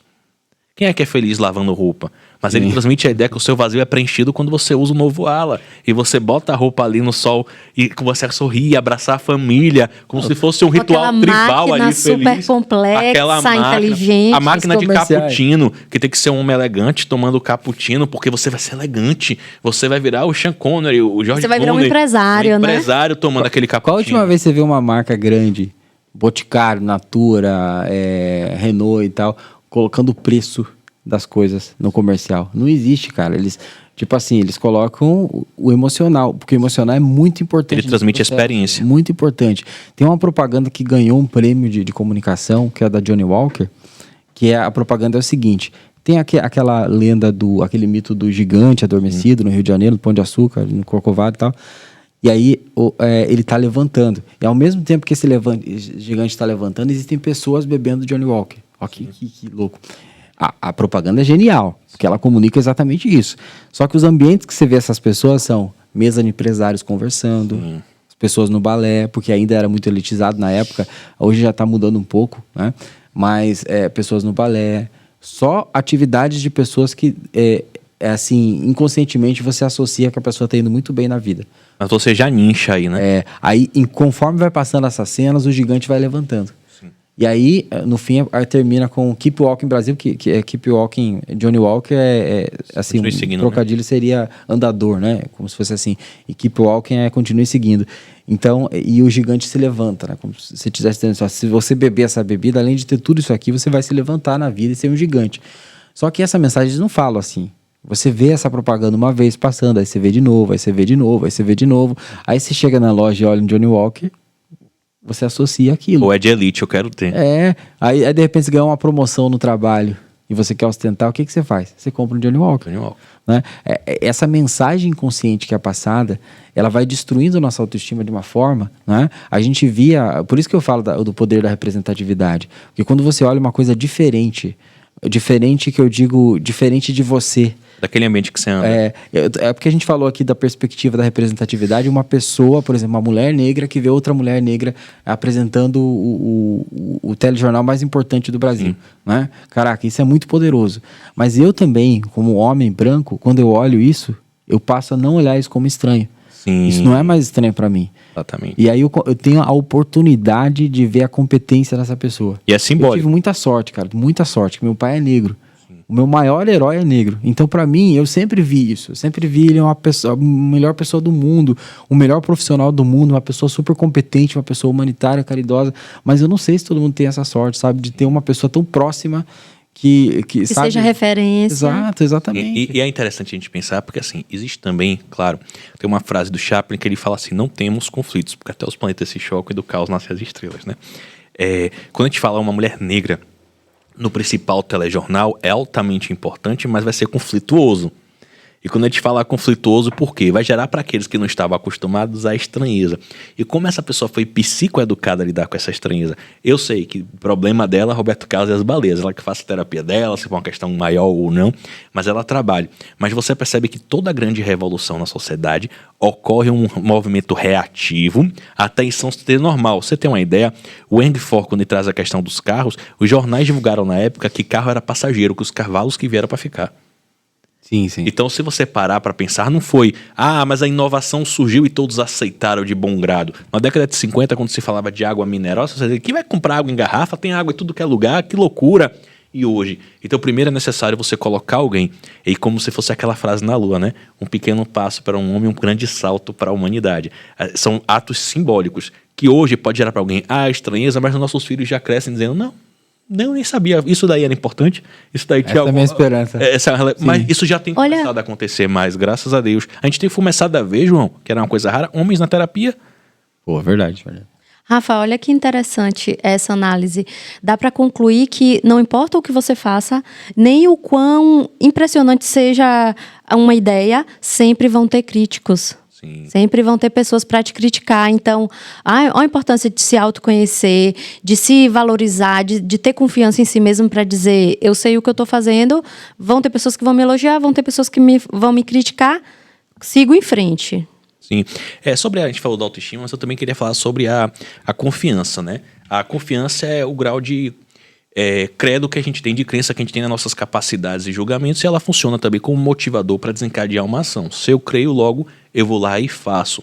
Uma pessoa que ela tem uma autoconfiança rebaixada, quando ela não tem uma autoconfiança suficiente, ela começa a ter uma perspectiva mais negativa de mundo, interpretar o mundo de uma maneira pior, mais negativa, ela deprime, ela entra no grau de estresse, então isso gera nela uma liberação de um hormônio chamado cortisol, que é um hormônio que faz com que as habilidades sociais dela diminua porque ela fica tensa, seja menos assertiva. E tudo aquilo que ela vê de crença negativa, de eu vou gaguejar, eu vou errar, vai começar a acontecer. Porque ela não tem uma autoconfiança bem estabilizada. Isso tudo, desses comparativos que nós trazemos, né, da mídia e etc., potencializa essa baixa autoconfiança, diminuindo o raciocínio, as habilidades sociais dessa pessoa. Mas é possível também, e eu trouxe alguns tópicos aqui, alguns passos, eu trouxe 6, para nós nos tornarmos pessoas mais autoconfiantes, exercícios diários que a gente pode fazer, né? Primeiro, estabeleça uma lista nas quais você coloque as coisas que você é bom em fazer. Se perguntando geralmente quais são as coisas que as pessoas vêm até mim para pedir conselhos, quais são as habilidades que eu tenho e que eu percebo que eu sou muito bom em desenvolver. É muito comum a gente atender em consultório pessoas que falam, eu sou ruim nisso, eu sou ruim naquilo, não sei isso daqui. Aí eu pergunto, e o que você é bom? Porque isso já é uma crença negativa que está revelando um pensamento ansioso e depressivo ali surgindo, por uma baixa autoconfiança. Uma pessoa com uma baixa autoestima e autoconfiança é uma pessoa que começa a ter uma visão negativa acerca de si, acerca do mundo e acerca do futuro. Então é natural que ela comece a pensar em crenças de desvalor. E nós forçamos, já não, João? A gente busca cada vez mais que ela comece a escrever. E quais são suas habilidades? O que você tem de bom? Nós estamos direcionando ela para dizer, você não é só negação, vocês têm coisas positivas também. Uma vez eu ouvi um paciente falar, vou dizer até um termo mais sutil, mas que ele dizia durante a sessão inteira, porque eu não valho nada, eu sou um lixo. Eu sou um lixo, ele usava um termo mais pesado. Eu sou um lixo, eu sou um lixo, eu sou um lixo durante toda a sessão, porque sei lá, ok, mas é porque eu sou um lixo mesmo. Eu sou um lixo. No final da sessão, ele até mais, doutor, quando eu peguei na mão dele, eu fiz assim. Ele, doutor, você tá achando que eu tô sujo? Você tá achando que eu não presto? Ô, doutor, não, eu não sou esse lixo todo, não. Vamos ficar por aqui. Eu gerei nenhum pensamento diferente daquela crença universalizante que estava atordoando ele, que eu sou um lixo, eu não valho. Aí eu bora trazer isso para o campo concreto, se você sustenta, eu devolvo. Quando ele aperta a minha mão, como se eu fosse limpar a mão. Na outra sessão ele volta e diz, eu fiquei a semana inteira pensando no que você falou. É muito pesado o que eu digo para mim mesmo. Eu preciso me valorizar mais. Eu não estava me sentindo bem. Nossa, eu não sou esse lixo todo. Eu tenho uma característica positiva, eu tenho um atributo, eu sou um bom pai, eu sou... Aí ele começou a perceber que as metas inalcançáveis que ele colocava, as comparações que ele fazia, só evidenciavam o quão faltante ele era. E ele nunca valorizava quem ele era. Outro ponto, escreva dificuldades na vida que você passou e explique como superou. Quais características suas te ajudaram são fundamentais. Na Bíblia tem um profeta chamado Jeremias que ele fala assim, eu quero trazer à memória aquilo que me traz esperança. Quantos momentos que a gente achou que a gente não ia passar de maneira alguma e nós conseguimos superar aquele momento? Isso tudo é um reforçador para cada um de nós. Ah, teve um momento muito difícil na minha vida de um abandono. Sim, você foi abandonado? Fui abandonado, eu não tenho valor algum. Foi, como é que você chegou aqui? Ah, muita luta, muita capacidade. Poxa, você é uma vencedora. Poxa, você é um vencedor. Olha, apesar de tanta dificuldade, você conseguiu se reerguer. Ah, mas não foi fácil. Mas você se reergueu, não foi? Então a coragem, como fala a frase, não é ausência de medo. É andar apesar dele, é triunfar apesar dele. Outra, estabeleça áreas na sua vida que você quer se tornar mais autoconfiante. Então, estabelecer áreas na sua vida que você quer se tornar mais autoconfiante é um processo que a gente trabalha muito a nível de neuroplasticidade. Comece a imaginar como você vai ser quando você se tornar essa pessoa mais autoconfiante. Bora começar a deslocar o pensamento para aquilo que você não é e começar a focar quando você se tornar essa pessoa que você quer trabalhar e se tornar, quais são os benefícios que vão trazer, como é que você começa a enxergar a vida. As pessoas às vezes ficam assim, mas eu tenho medo da mudança. Entenda, nós precisamos entender que sempre na vida vão existir perdas, sempre na vida vai existir dor. Essa ideia de que existe alguma decisão que vamos tomar para qualquer coisa que não vai gerar algum tipo de sofrimento é ilusória. Se eu tenho na minha mão, eu volto sempre a dizer, a mão esquerda e a direita. Você escolhe a esquerda, você perdeu a direita. Ah, mas eu tô num relacionamento, Rafa, e esse relacionamento é tóxico, é abusivo, eu preciso me libertar. Mas se eu sair desse relacionamento, eu não sei como é que vai ser minha vida, eu não sei como é que eu vou me reconstruir. Tudo bem. Se você permanece nesse relacionamento, você vai sofrer, porque você não é feliz. Se você sair desse relacionamento, você vai ter que se reconstruir, que também não é fácil. Os dois lados são complexos. Os dois lados vão doer. Difícil na vida não é escolher, é conviver com a escolha. Agora tem um porém, uma variável aí. Se você permanece nesse relacionamento, você sofre a prestação pro resto da vida.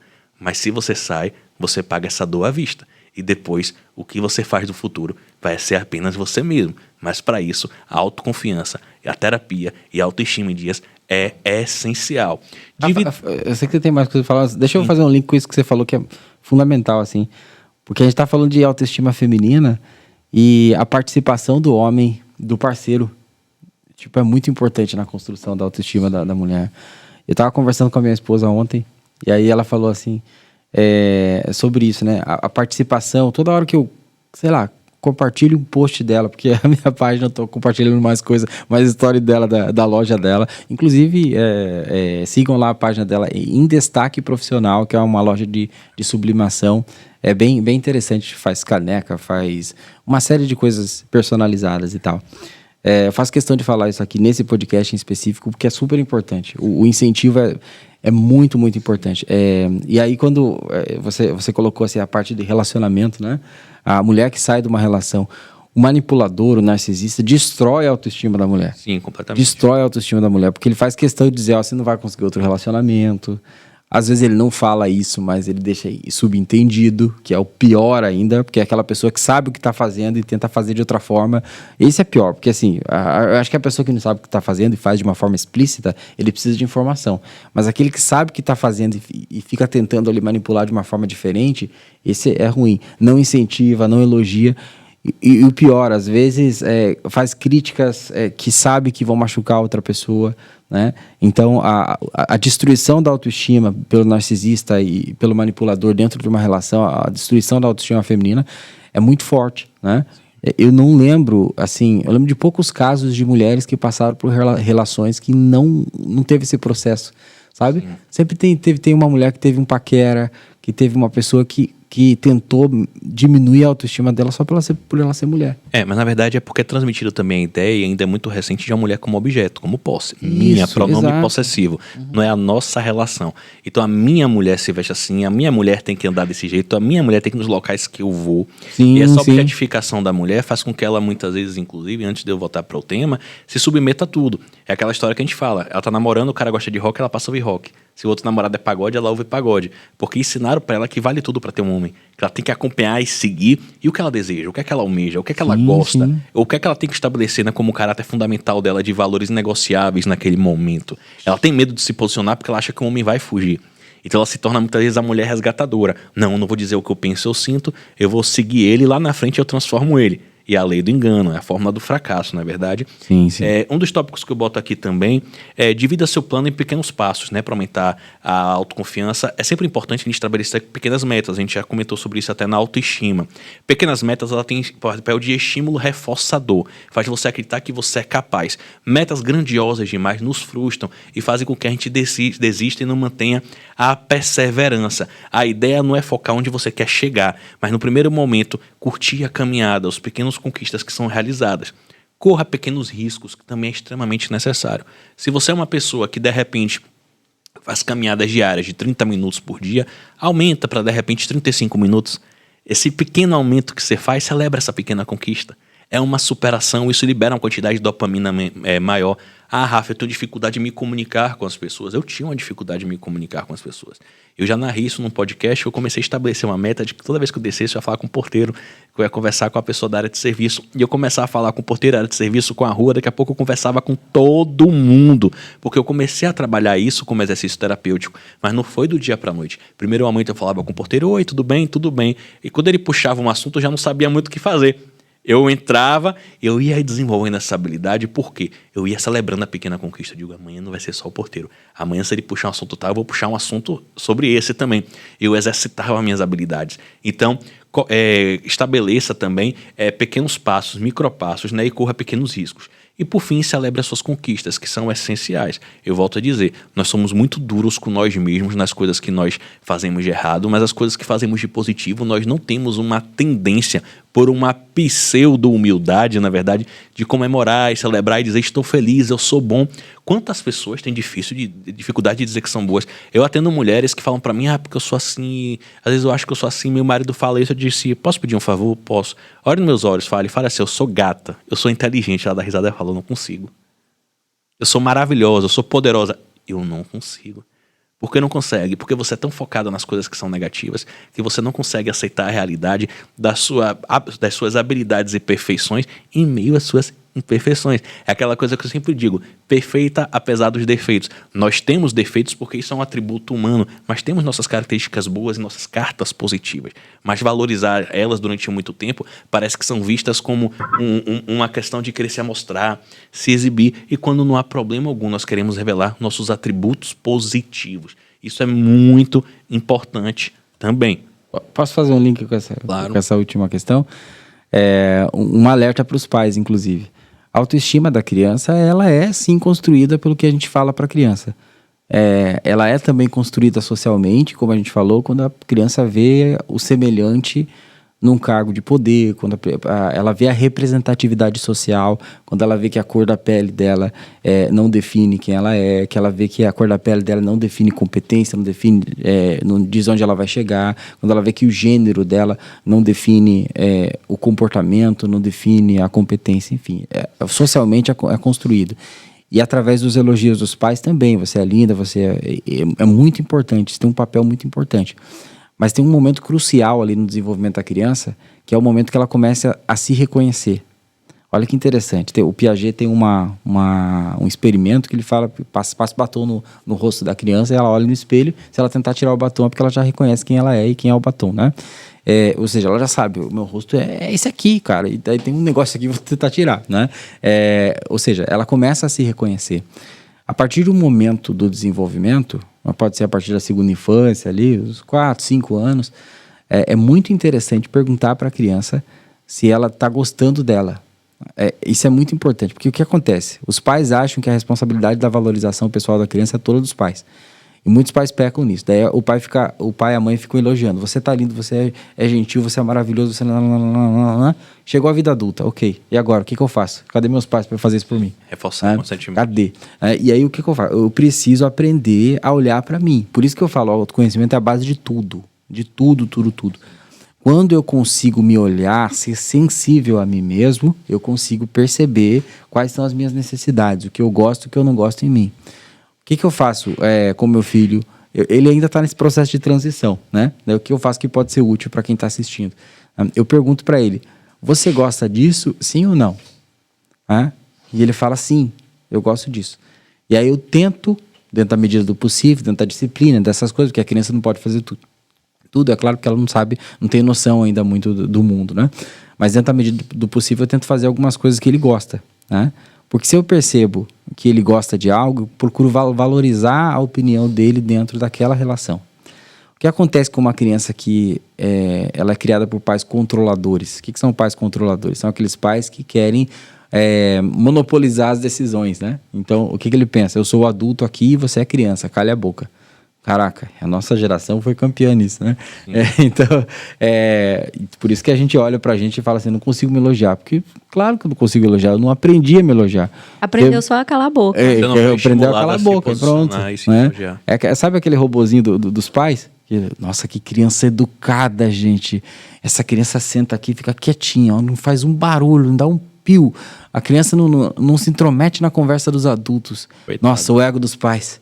Uau! Eu sou o máximo, tá vendo? Eu consegui controlar o meu cachorrinho. Desculpa, é isso que parece, né? Não parece isso, eu consegui controlar o meu cachorrinho. Não é um cachorrinho, gente, é uma pessoa em desenvolvimento, né? Aí o que acontece? Numa fase ali do desenvolvimento, é muito interessante que você comece a perguntar. Você gostou disso? Mãe, eu tô bonita. Autoestima feminina. Mãe, eu tô bonita. O que você achou? Você gostou? Gostei. Então tá ótimo. Percebe? Você gostou, tá ótimo. Você tá bonita, tá se achando bonita. Como é que você prefere o seu cabelo? Preso ou solto? Eu prefiro solto, né? Aí a mãe, eu usava na minha adolescência, eu preferia presa, né? Mas tudo bem, se ela acha bonito, ela começa a valorizar a opinião.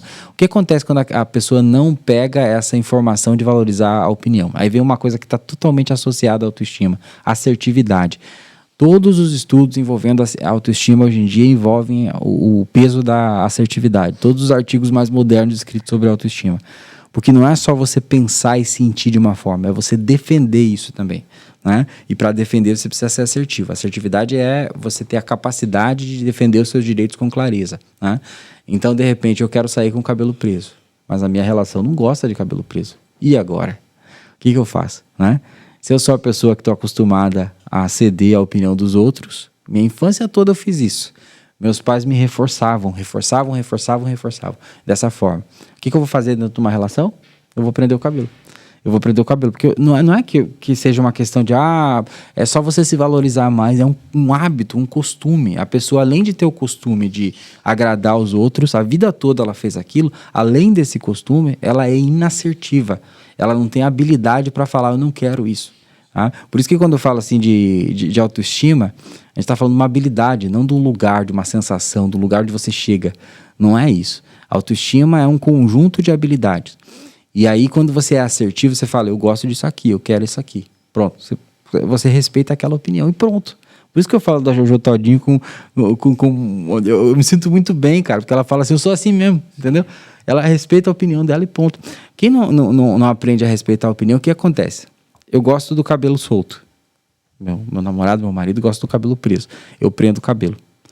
Pode parecer uma coisa pequena, mas não é só isso. É porque tem um conjunto de atitudes aí que vão compondo esse eu faço. Ele torce para tal time, como o Rafa falou, gosta de rock, eu vou gostar de rock. Mas o que é isso? É a pessoa que vem de uma criação controladora e que foi uma pessoa maravilhosa para os pais. E que buscava aceitação incondicional. Exato. E hoje se diz muito hoje em dia, assim, a criança é mal educada. Por que a criança é mal educada? Porque ela queria uma coisa. Como é que os pais não sabiam controlar a birra daquela criança? A gente tem que controlar a birra daquela criança. Eu falo, cara, calma, peraí, que tem o processo de autoestima também. Não é tão simples assim, não é 880. Então, o que é o processo de autoestima? É você respeitar a opinião justa da criança. Sim. A criança quer isso, é justo, vamos acolher o que a criança quer, né? Não é bem assim de, ó, não. Aí é fácil, né? Aí é fácil. Trabalha também a pessoa sabe, a criança, quando ficar uma adulta, saber lidar com o seu emocional, né? Exato. Há situações em que eu vou impor o que eu quero, o que eu acredito. Há situações em que eu devo me comportar. Tá entendendo? Equilibração. Eu escutei um termo de um paciente. Depois eu vou mostrar o corte para ele, que ele vai gostar. Eu falei para você, eu vou usar essa fala sua. Na verdade, esse paciente também é psicólogo. Ele falou assim, João, a gente tem que buscar a equilibração. Eu parei um pouquinho assim, eu já tinha lido sobre isso, eu falei, me explica aí o que é equilibração. Porque eu sempre fico na postura do aprendiz, né? Em tudo, até na terapia. Ele falou, equilibração é diferente de equilíbrio. Equilíbrio é estático. Equilibração é isso aqui, ó. Sim. É o que a gente chama de homeostase, né? Tem hora que eu consigo, tem hora que eu não consigo. A criança que aprende que ela nunca consegue impor a opinião dela nunca é válida, é péssimo para ela. Tem pessoas, por exemplo, mãe, eu quero um celular. Ou as coisas estão difíceis, você tá maluca? Você não tá vendo que a gente tá lutando para pagar os boletos aqui? Né? Essa é uma postura, a sua opinião aqui não é importante, é isso que ela entende, tá? Eu tô falando de uma vez ou outra, e tudo bem, né? Fazer isso uma vez ou outra, mas fazer isso sempre. A pessoa falou uma coisa, não fale assim não, viu? Isso não fale assim, não diga isso não. Aí o que acontece? Chega um momento da vida da criança que ela começa a entender, a minha opinião não é importante, eu vou me calar. Ok, e aí isso acontece na criação. Às vezes a filha fala, a mãe corrige, a filha fala, o pai corrige, né? Aí chega um momento, tem uma forma melhor de conduzir, aliás, essa situação, que é o seguinte: eu quero um celular. É interessante que a criança saiba sobre as finanças. O Bruno não pôde vir aqui hoje, senão ele falaria um pouquinho melhor sobre isso. Mas é muito importante para a criação. Né? O Bruno tem uma página Finanças para Jovens, né, no Instagram, e ele fala muito sobre isso. E aí, qual que é a ideia interessante? Vamos chamar você para o debate sobre finanças. Você já tem idade para entender? Vamos chamar você para o debate. Aí no debate sobre finanças eu vou colocar, olha, tem isso aqui para pagar. Você quer um celular. Como é que a gente faz para respeitar o seu desejo? Agora não dá para comprar. Esse celular não dá. Mas será que não dá para comprar esse aqui? Ou a gente vai guardando e daqui a tantos meses... Você pode nos ajudar? É porque você sabe qual é o problema também que me preocupa? Nós temos o YouTube e, obviamente, também temos nossos cortes nas redes sociais para vocês seguirem também. E a gente está numa geração que, com a democratização da internet, a gente não sabe, muitas vezes, a qualidade de quem está interpretando aquela informação. Não, total. Então, a gente fala assim, diga não, muitas vezes, para o filho, a pessoa não entende... Muitas vezes que a diferença do remédio pro veneno é a dosagem. E acha que, então eu vou dizer não pra tudo também. E pensa na intensidade. Existe a questão que você traz, claro. E esse é um problema, porque assim, a gente sempre fala sobre isso. A culpa dos pais é muito grande. Os pais se sentem culpados por tudo. E tem uma frase na psicologia do desenvolvimento que é muito certa. Você é o melhor pai, a melhor mãe que você pode ser pro seu filho. Entende? Então, assim, não tem ninguém querendo julgar assim de uma forma... É a forma de falar aqui e tal, mas é importante prestar atenção na autoestima, porque essa geração que vem agora, ela tem autoestima baixa. Nós buscamos produzir tanto porque nós temos autoestima baixa. Nós buscamos agradar tanto porque nós temos autoestima baixa, né? Então, e também a autoestima inflexível, a gente bate no narcisismo. Entende? Então, o que eu estou dizendo é que a ideia da autoestima, ela precisa ser preservada no desenvolvimento da criança. E quando a gente chega, por exemplo, para a criança e inclui ela no diálogo, como eu estava falando, chamou a criança para o diálogo, ou o adolescente para o diálogo, a primeira coisa que ele vai entender, o meu desejo não está acima do desejo coletivo. Olha que aprendizagem maravilhosa. Meu desejo não está acima do desejo coletivo. Segundo, eu preciso contribuir de alguma forma para que meu desejo seja Cara, a sociedade vai jogar isso na cara dela o tempo todo, ela precisa aprender em algum momento, né? E a outra coisa mais importante, a minha opinião é respeitada no coletivo. Isso é muito, muito importante. A minha opinião é respeitada, é valorizada, eles estão levando a sério. Não pode fazer isso agora, como é que a gente pode fazer, como é que você pode contribuir, ou de repente, olha, não foi possível. Mas eu entendo como é importante, mas não foi possível. E o melhor, você vai entender o porquê que não foi possível. E você vai começando a construir um raciocínio crítico sobre aquilo, né? Então, essa participação, né? E aí, como eu falo, quando a criança fala qualquer argumento, né? Não, mas as coisas são assim. Define, né? É lógico que os pais têm a questão de educar a criança, mas hoje, velho, é a primeira geração que está ensinando para os pais as coisas. Por conta da era da informação, tem coisas... Olha que interessante, meu filho tem 3 anos. Meu filho... aqui vai o orgulho do pai falando agora. Meu filho é bilíngue, quase trilíngue já, porque ele está aprendendo Libras, que eu acho importante pela questão da representatividade, e eu acho fundamental isso.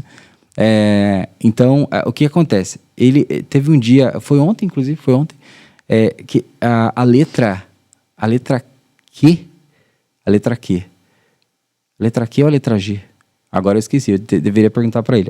Se ele tivesse aqui, eu perguntaria. Ele tem 3 anos de idade. Eu perguntei, filho, que faz assim ou faz assim? E ele me respondeu, agora eu não lembro. Ele me respondeu, assim, papai. Cara, você sabe o que é um pai mais orgulhoso do mundo? Sim. Que eu posso perguntar como é que fala uma letra em Libras pro meu filho. Ele sabe me explicar com 3 anos de idade. Não é que ele seja gênio, ele está sendo estimulado. Essa geração toda, na verdade, tem se mostrado com mais empatia, né, com mais autocontrole emocional, apesar de pouca idade, né? A gente vê vídeos nas redes sociais onde fica uma gracinha, a criança lá falando, caiu, papai. Não tem problema não, a gente limpa. Sabe, assim, um controle emocional, coisa que a gente não via nas nossas gerações, por exemplo. E também a nossa geração é a primeira geração de pais, e nesse aspecto eu concordo, de que a nossa geração talvez seja a melhor geração. É claro que todas as gerações têm sua peculiaridade, porque é a primeira geração que reconhece a sua impotência e busca conhecimento para saber, e aí, como tratar? Pais participando de palestras, mãe tomando curso. O TDAH, antigamente, quantos alunos tiveram dificuldades? Você não tem capacidade, você é burro. Não se entendia. Então hoje nós entendemos as limitações, hoje nós entendemos as questões e os pais buscam cada vez mais a informação. E se não sabe, não, vou levar meu filho num profissional, eu vou no profissional porque eu quero aprender essa demanda. Eu trouxe 6 pontos aqui também sobre pais para ajudar nesse processo de autoconfiança da criança, né? Básicas para dar assim um norte, claro que é interessante, terapia, livros e outros pontos demais, mas a nível complementar. Primeiro passo é seja um exemplo. O filho só pode acreditar naquilo que você mesmo acredita. Se você quer que seu filho dê exemplo, seja exemplo. Se você quer que seu filho se torne um adulto com grandes valores, transmita bons valores, sejam bons valores. Se você não quer que seu filho seja tóxico e acomodado, não seja tóxico e acomodado. Se você quer que seu filho tenha um senso comunitário, ajude sua mulher nas tarefas de casa. Se você quer ter um filho que ouça a demanda do outro e seja responsável na sua administração do lar também. Se você quer ter um filho que ele seja um melhor marido, seja um bom marido com sua esposa também, porque a gente percebe muitos homens que quando dá o problema fala o seu filho, e não é o seu filho, é o nosso filho, somos parceiros nesse relacionamento, e a criança é uma chance de sermos melhores do que nós somos. A criança é uma chance que Deus nos dá de criar uma evolução pessoal, refletir nas nossas ações e transmitir bons valores. Então, se nem você mesmo acredita no exemplo que você dá, não é a criança que vai seguir e levar a sério aquilo que você fala. Eu ouço muitos pais dizendo assim, meu filho grita muito, meu filho é muito respondão. Mas como é o tipo de relacionamento daquele casal? É na base do grito, é na base na comunicação violenta. Então como é que a criança não vai ser dessa forma? E às vezes a única forma da criança ser escutada ela gritando e ninguém respeita ela. De maneira disfuncional. Então ensina de uma maneira funcional. Outro ponto, não fique irritado com todos os erros de seu filho. Entenda que seu filho está em processo de aprendizagem. E se ele erra, não houve uma intenção de eu vou provocar meu pai. Houve muitas vezes uma inabilidade. Chama ele, faz uma advertência, conversa, filho, isso aqui não pode ser feito por isso, mas se você tivesse feito dessa forma, seria interessante. Porque para a criança, na fase de estabilização do ego, a aprovação do pai é muito importante. Ela olha para o pai e para a mãe o tempo inteiro. E se você é um pai que constantemente desaprova seu filho, você está dizendo para ele que ele não é o suficiente. Ele se torna um adulto com um complexo de inferioridade. E aí existem duas formas que ele pode lidar. Ou ele vai entender, bom, eu sofro um abandono emocional, e para eu lidar com esse abandono emocional de meus pais que não ligam para o que eu penso e sinto, eu vou me tornar controlador, e tudo que fugir do meu controle nos meus relacionamentos eu vou me tornar agressivo e impulsivo na vida adulta, porque vai me lembrar o abandono paterno e materno emocional, né? Ou eu vou me tornar um sujeito altamente pacifista, passivo, um sujeito no qual na relação todo mundo pode me manipular e tudo que as pessoas disserem que é para eu fazer, eu faço, porque eu aprendi a não me posicionar e o que eu sinto não tem importância alguma. E isso vai gerar as crises existenciais, depressão lá na frente e relacionamentos infelizes. Geralmente essas pessoas têm uma tendência muito grande de lá na frente fazer escolhas amorosas com parceiros tóxicos, porque aprenderam dessa forma. Então incentive ele, não fique focado no erro, entenda que não é algo pessoal com você, entenda que quando a criança ela comete um erro, é uma oportunidade que o mundo tem lhe dado, que o universo tem lhe dado, de poder transmitir uma sabedoria. A experiência nada mais é do que uma forma da gente passar pela dor por algo negativo, reciclar e transformar em algo muito maior e entregar na forma de experiência, de aprendizado. Outra coisa, incentive seu filho sempre a tentar coisas novas, deixando um parêntese aqui, claro, respeitando os desejos dele. Ah, mas eu queria que meu filho fosse um jogador de futebol. E ele não quer, não vai colocar ele na escolinha de futebol. Mas incentiva ele a novas habilidades, a novos projetos. Não deixe ele focado só naquela zona de conforto. O João trouxe um exemplo bem interessante do filho estar ensinando o filho a ser trilingüe. É importante para desenvolver as habilidades, tentar coisas novas, mostrando que ele pode alcançar cada vez mais coisas, bastando que ele tenha dedicação e interesse. Então é importante buscar desenvolver nessa criança novas habilidades a todo momento. Outro passo também, faça elogios, mas entenda que fazer elogios é importante para a criança, mas ele não pode também ser banalizado. Faça elogios sempre que tiver um sentido para aquilo ali. O filho acordou mais cedo, conseguiu arrumar a cama, parabenize. Os pais às vezes são tão focados no erro, no que o filho não está fazendo de certo, que quando o filho acerta não dá nenhum tipo de recompensa positiva para aquele estímulo. Parabeniza, poxa filho, eu vi hoje que você acordou, deixou a cama organizada como deveria ser. Poxa filho, eu vi que sua nota melhorou, talvez não seja a nota ainda que tinha que alcançar, mas em relação ao anterior já melhorou bastante. Comece a levar palavras positivas para o seu filho, de forma que isso daí reforce nele também um senso de valor. Outro ponto. O que a gente já dá aquela geração do não fez mais que sua obrigação, né? Exatamente. Celebre o esforço, não apenas a conquista. É uma pauta que eu já trouxe, inclusive, nos outros podcasts, que assim, nós educamos nossos filhos de uma maneira equivocada a apresentar resultados. Quando a gente foca que a criança apresente resultados, ela não se sente motivada a desenvolver o problema, a buscar soluções elegantes. Então, sempre que ela percebe que se ela não consegue algo, o pai desaprova e critica, sempre que na vida dela surgir uma adversidade, ela vai evitar essa adversidade, porque na mente dela vai estar registrada uma memória afetiva de mal-estar, de desaprovação paterna. Então aquela criança que quando se torna um jovem, vai estudar, tal matéria, não vou nem estudar porque eu tenho dificuldade, em vez de ser a matéria que ele mais estuda. Por quê? Porque ele foi focado em resultados, mas não em buscar habilidades para solucionar o problema. Então valorize a tentativa. Ainda que seu filho não tenha conquistado, entenda, mas por que você fez aqui? Pô, interessante. Mas observe, se você tivesse feito dessa forma, olha como a gente tinha chegado mais rápido. Comece a incentivar nele o desejo pelo novo, o desejo pela habilidade de transformar aquela realidade, para que ele entenda que ainda que surja na vida adversidade, ele é capaz de encontrar soluções elegantes. É aquela questão quando a gente vê muitos adultos, eu acho ótimo quando eles falam isso, que diz assim, eu ainda não sei, mas eu sei que daqui a pouco eu vou aprender.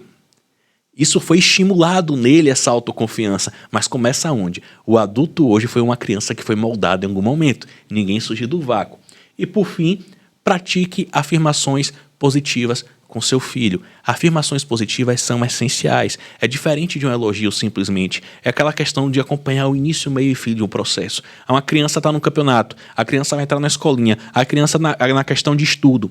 Desde o início, meu filho, você é capaz. Diga para você mesmo, eu sou forte, eu consigo, não aceito isso não. Não é isso que te define. O seu resultado não define quem é você. Você é muito mais. Nesse momento, as coisas não estão bem, mas você é capaz de ir lá na frente e você consegue. É só questão de tempo.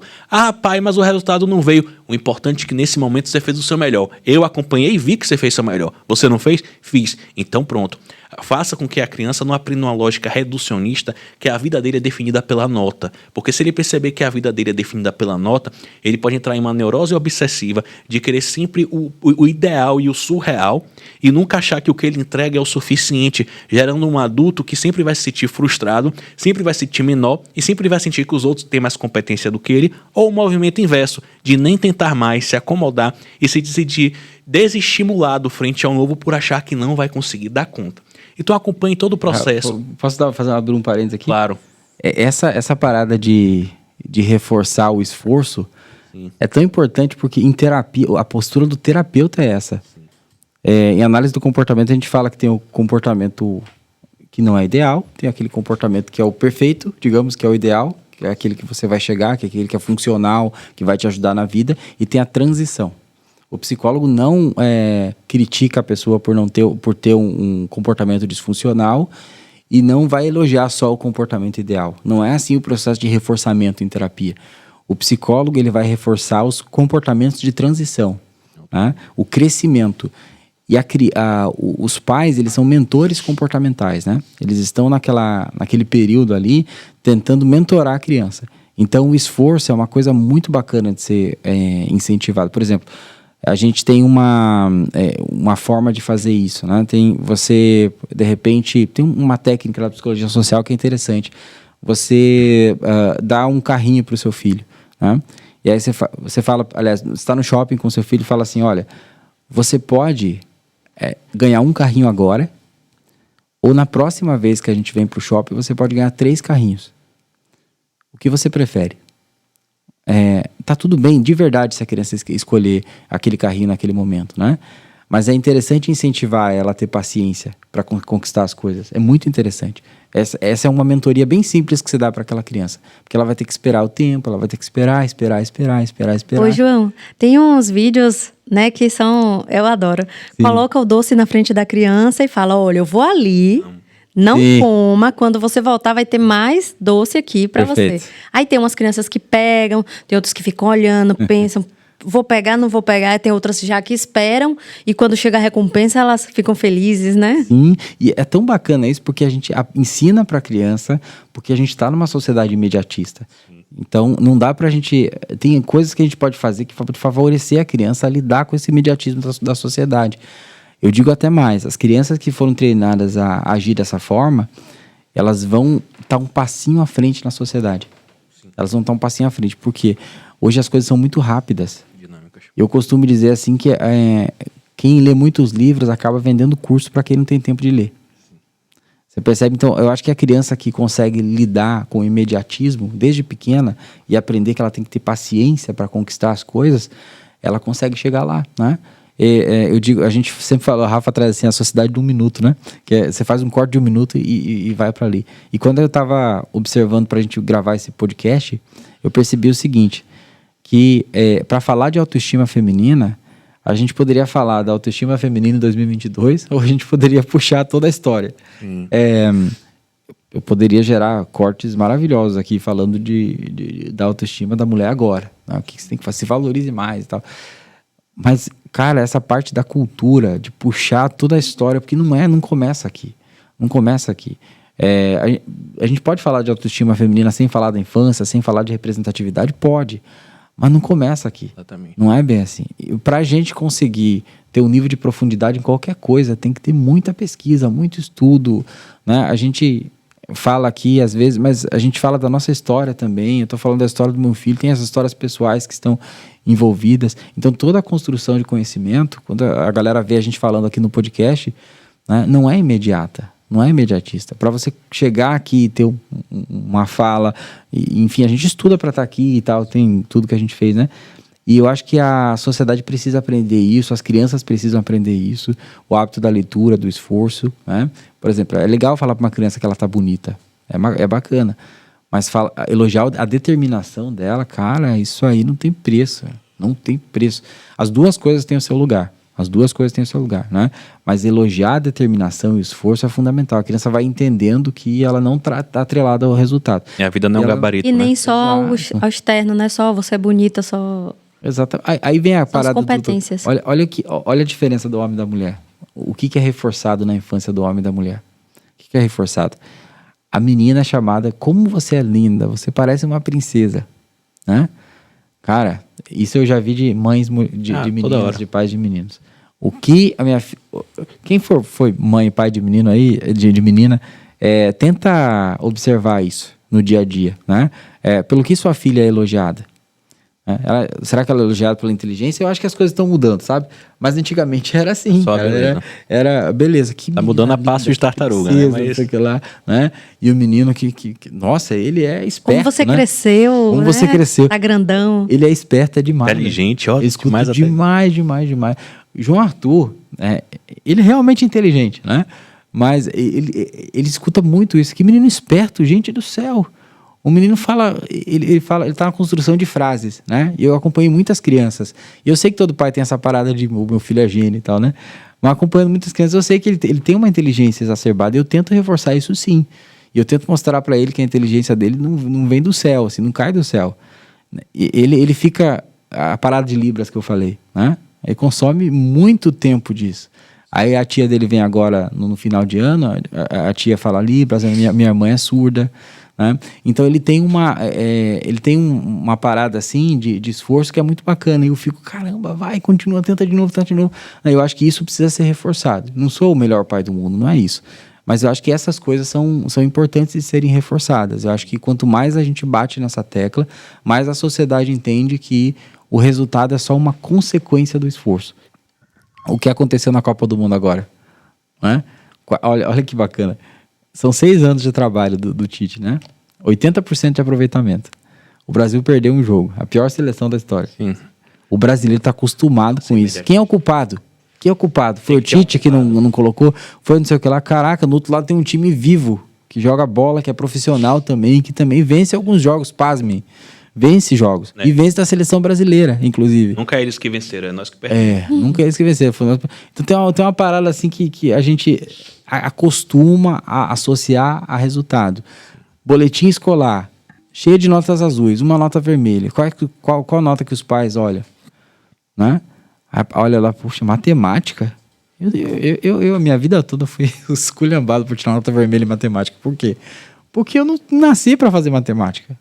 Eu nunca vou ser um bom matemático. E tá tudo bem. Autoestima não é você ter aquela ideia da Alice no País das Maravilhas, que tudo é maravilhoso, eu sou um ótimo nisso. O melhor exemplo de autoestima que eu vi na infância veio de uma criança, que ela fala assim, ela mostra o desenho dela para a irmã mais velha, e ela desenha a irmã mais velha, né? E aí ela desenha assim, mostra o desenho para a irmã mais velha, toda orgulhosa e tal. Mostra aquele desenho, a irmã olha, e irmã sabe como é, né? Ela fala assim, que desenho horrível. Aí ela, tudo bem, eu sou boa em outras coisas. Pá, na cara. Assim, eu tomei um tapa na cara. Que criança madura é essa, gente? Que ela me deu uma aula de autoestima aqui. Se vocês permitem eu encerrar minha fala, né? Um ponto que eu queria trazer, porque também nossa questão do horário, já se aproximando. A gente fala muito da autoestima e autoconfiança, e entender isso é fundamental. Porque se nós não temos controle sobre essas demandas e não trabalhamos essas demandas na nossa vida, nós somos reféns a nível psicológico de muitos relacionamentos disfuncionais, trabalho. Eu não falo só apenas amoroso, mas às vezes assédio no trabalho, ou às vezes andamos com pessoas que vão fazer uma subjugação sobre cada um de nós, na verdade, vêm nos subjugar. E eu sempre trabalho muito um ponto que é assim, as pessoas me perguntam nas redes sociais, Rafa, e aí eu tenho dependência emocional pelo que eu tô vendo, como é que eu faço para sair? Né? Eu não tenho forças e se desculpa muito por não conseguir essa meta de sair agora da relação. Eu sempre digo assim, gente, antes da gente fazer rapel, primeiro a gente se equipa. Antes da gente pular de paraquedas, primeiro a gente se equipa. Não existe uma arma na sua cabeça. Você identificou que é uma relação disfuncional, começa a fazer a terapia, começa a se fortalecer emocionalmente para tomar uma decisão, começa a desenvolver suas habilidades e resgatar, principalmente em casos de relacionamentos tóxicos e abusivos com narcisista, a sua autoestima, a sua autoimagem, porque houve alguém que não deixava você nem opinar, começou a fazer você esquecer quem você é. Então o primeiro resgate não é mudar por ele, mas é mudar por você. Para além desse término, é você conseguir dizer como eu vou estar na hora dessa decisão. Como eu vou conseguir sustentar essa decisão? E existem alguns fenômenos básicos que a gente estimula nesse processo também. Primeiro, é muito comum que um relacionamento tóxico, a pessoa, para diminuir sua autoestima e sua autoconfiança, vai fazer você romper todos os seus níveis de amizade e de interação com outras pessoas, ou qualquer pessoa que possa evidenciar a toxicidade daquele relacionamento ou tirar o controle dele. Então, nesse momento, volta a resgatar a sua vida social. Ah, Rafa, eu perdi amizades. Ah, Rafa, eu perdi contatos. Volta a ligar para contatos que antes eram próximos e explicar: eu estou no processo, que eu estou me preparando psicologicamente talvez para um divórcio e eu ainda não consigo sozinha. Eu percebo que eu me isolei muito do mundo, ele contribuiu muito para isso, eu me permiti estar nesse lugar. Você poderia sair comigo mais vezes? Vamos sair mais vezes? Ou então, se você não tem amigos próximos, mudou de cidade, comece a desenvolver atividades coletivas. O comportamento agregado ajuda muito, seja uma fit dance, uma zumba, uma ginástica laboral. Por que é que eu falo ginástica e exercícios? Por causa da dopamina, serotonina, a questão também de ser vista, perceber que é desejado, de estar em novos grupos, novos ambientes, faz você fazer um resgate de quem você é, o seu resgate social. Segundo passo, estabeleça planos. Que cursos você gostaria de fazer? Se você sofre algum tipo de violência patrimonial, não conseguiu se desenvolver financeiramente, entenda que a violência patrimonial é uma forma de aprisionamento e é uma forma de controle. E no relacionamento narcisista, isso é muito comum acontecer, ele dizer: eu quero que você fique mais em casa. Eu falo ele porque geralmente o narcisismo é um traço perverso mais comum em homens, na verdade. Tem caso de mulheres, mas mais comum em homens. Eu quero você mais em casa, saia do trabalho, fique aqui. E depois que você fica, começa o processo de subjugação, ou de acusação, de diminuição de acerca de quem você é. E com o tempo e repetição, faz você acreditar naquilo. Então começa a estabelecer metas, cursos, questões de ambições pessoais. Separe também 2 horas da semana para o seu processo de estética, de embelezamento. Entenda se existe alguém constantemente reforçando em você que você não tem valor, que você não presta, que você não tem beleza. Entenda que você existia antes dessa pessoa e começa a se produzir, botar suas melhores roupas quando for sair nessas redes de amizades e locais. Você precisa estar bem, não é para homem algum. O maior equívoco da nossa sociedade é como agradar o seu homem. Não, você tem que mudar por você. O resto é consequência. Então começa, além dessa rede social, também investir na sua estética, para isso conseguir com o tempo reforçar a autoestima e a autoimagem. Imagine a nível de autossugestionamento, quando você se olha no espelho, como você se enxerga. É importante sim, a nível de autoimagem, o cuidado com a estética, o cuidado com a saúde. Ah, Rafa, mas eu vou me arrumar para quem? Eu ouço muito isso, se arrumar para você. Você não se arruma para um homem, você não se arruma para uma mulher, você se arruma para você em primeiro lugar. Porque quando o indivíduo ele rebaixa o humor, a primeira coisa que acontece, além do isolamento social, é ele começar também a se descuidar de si, porque é um processo de autodestruição. E é necessário esse resgate acontecer. E por fim, se esse término vier de fato viabilizar, começa a fazer rede de apoio. E eu volto a dizer, tenha a habilidade social de identificar que quando você rompe com o narcisista, é necessário bloquear ele sim, de todas as redes sociais. Porque se alguém conseguiu ser tóxico ao ponto de te subjugar, significa que ele tem um domínio emocional sobre você. E existem questões, muitas vezes, de crença de abandono sua que precisam ser acompanhadas e trabalhadas na terapia. Então você é vulnerável e precisa cortar aquele vínculo. E durante esse processo, para lidar com o novo, porque o que mais dificulta o término, na maioria das vezes, não é o amor, porque geralmente no término o amor não existe mais. É a falta do hábito. Então, é um horário que ele te procurava mais, é aquele dia na semana, é aquele feriado específico. Conversa com sua rede de apoio. Olha, nesses dias, nesse horário, essa pessoa me procurava mais, eu me sinto mais vulnerável. Você pode me ajudar? Vamos sair? Que tipo de programação a gente pode fazer? É importante nesse momento, enquanto você está aprendendo a se redescobrir em novas atividades, em lidar com o tempo. A solidão nunca é o certo, porque estar sozinho é o que o Nietzsche te fala, não há grito maior que o silêncio. Se você ficar só, mesmo que você saia de uma relação disfuncional, você vai acabar sentindo falta daquela relação e confundir com amor, mas na verdade nada mais é do que a saudade do padrão e do hábito. A mente não gosta do desconhecido. A mente gosta do que é acomodado, mas não existe evolução sem dor, não existe transformação sem ruptura, existe um processo e por isso é necessário. Sobre a rede de amizades eu volto a dizer mais uma vez, a rede de amizade existem às vezes amigos que são melhores do que familiares, menos tóxicos. Procure pessoas que promovam sempre a sua elevação, não comportamentos autodestrutivos, pessoas que sejam capazes de te ouvir e não ficar te criticando, te acolher e te ajudar em determinados momentos. Eu critico muito aquela frase, eu quero ter 1 milhão de amigos. Não, eu prefiro ter um amigo, mas que eu possa contar e que me faça bem e me motive o melhor acerca de mim mesmo do que 1 milhão de indigentes que eu não sei quem são e que me seguem e curtem, mas que não consegue acrescentar em nada muitas vezes na minha vida. Então, esse é o passo também. Seja seletivo. E por fim, aquele ponto que eu trouxe que eu não posso deixar de falar, né? Existe uma coisa que é muito preciosa na nossa vida, que é o tempo. A vida é algo tão precioso que é um recurso escasso, como ouro, diamante, tudo que é escasso é precioso. E é escassa porque a morte evidencia a nossa finitude, a preciosidade. Seja seletivo com quem você vai dedicar seu tempo, seu recurso mais precioso. Seja seletivo com quem você vai dedicar sua atenção e dedicação. Se você percebe que você está numa relação de amizade, de amor, na qual você se dedica demais, excessivamente, e a pessoa não reconhece o que você faz, reveja para quem você está entregando a preciosidade do seu tempo. É importante a todo momento a gente refletir que é importante na vida uma via de mão dupla. Nós fazemos, nós ajudamos, mas é necessário que as pessoas também gostem de ser ajudadas, que sejam pessoas gratas, porque senão a gente pode entrar numa relação disfuncional e revelar muito mais de nós do que sobre a pessoa. Porque o ingrato, ele vai fazer o que ele tem que fazer, ser ingrato. E o erro é nosso de tentar forjar nele um movimento que não é dele. Então comece a buscar quem me valoriza, quem, quando eu me empenho, também me devolve a nível afetivo, sabe? Reconhece o meu esforço, está comigo a todos os momentos. Às vezes eu vejo pessoas boas dedicando coisas maravilhosas e nobres, até em relacionamento, entregando um amor puro, genuíno, uma lealdade para uma pessoa que não dá valor algum. E o problema não está na grandiosidade do que você oferta, mas a qualidade de quem recebe. Por fim, eu gostaria de encerrar com a seguinte história.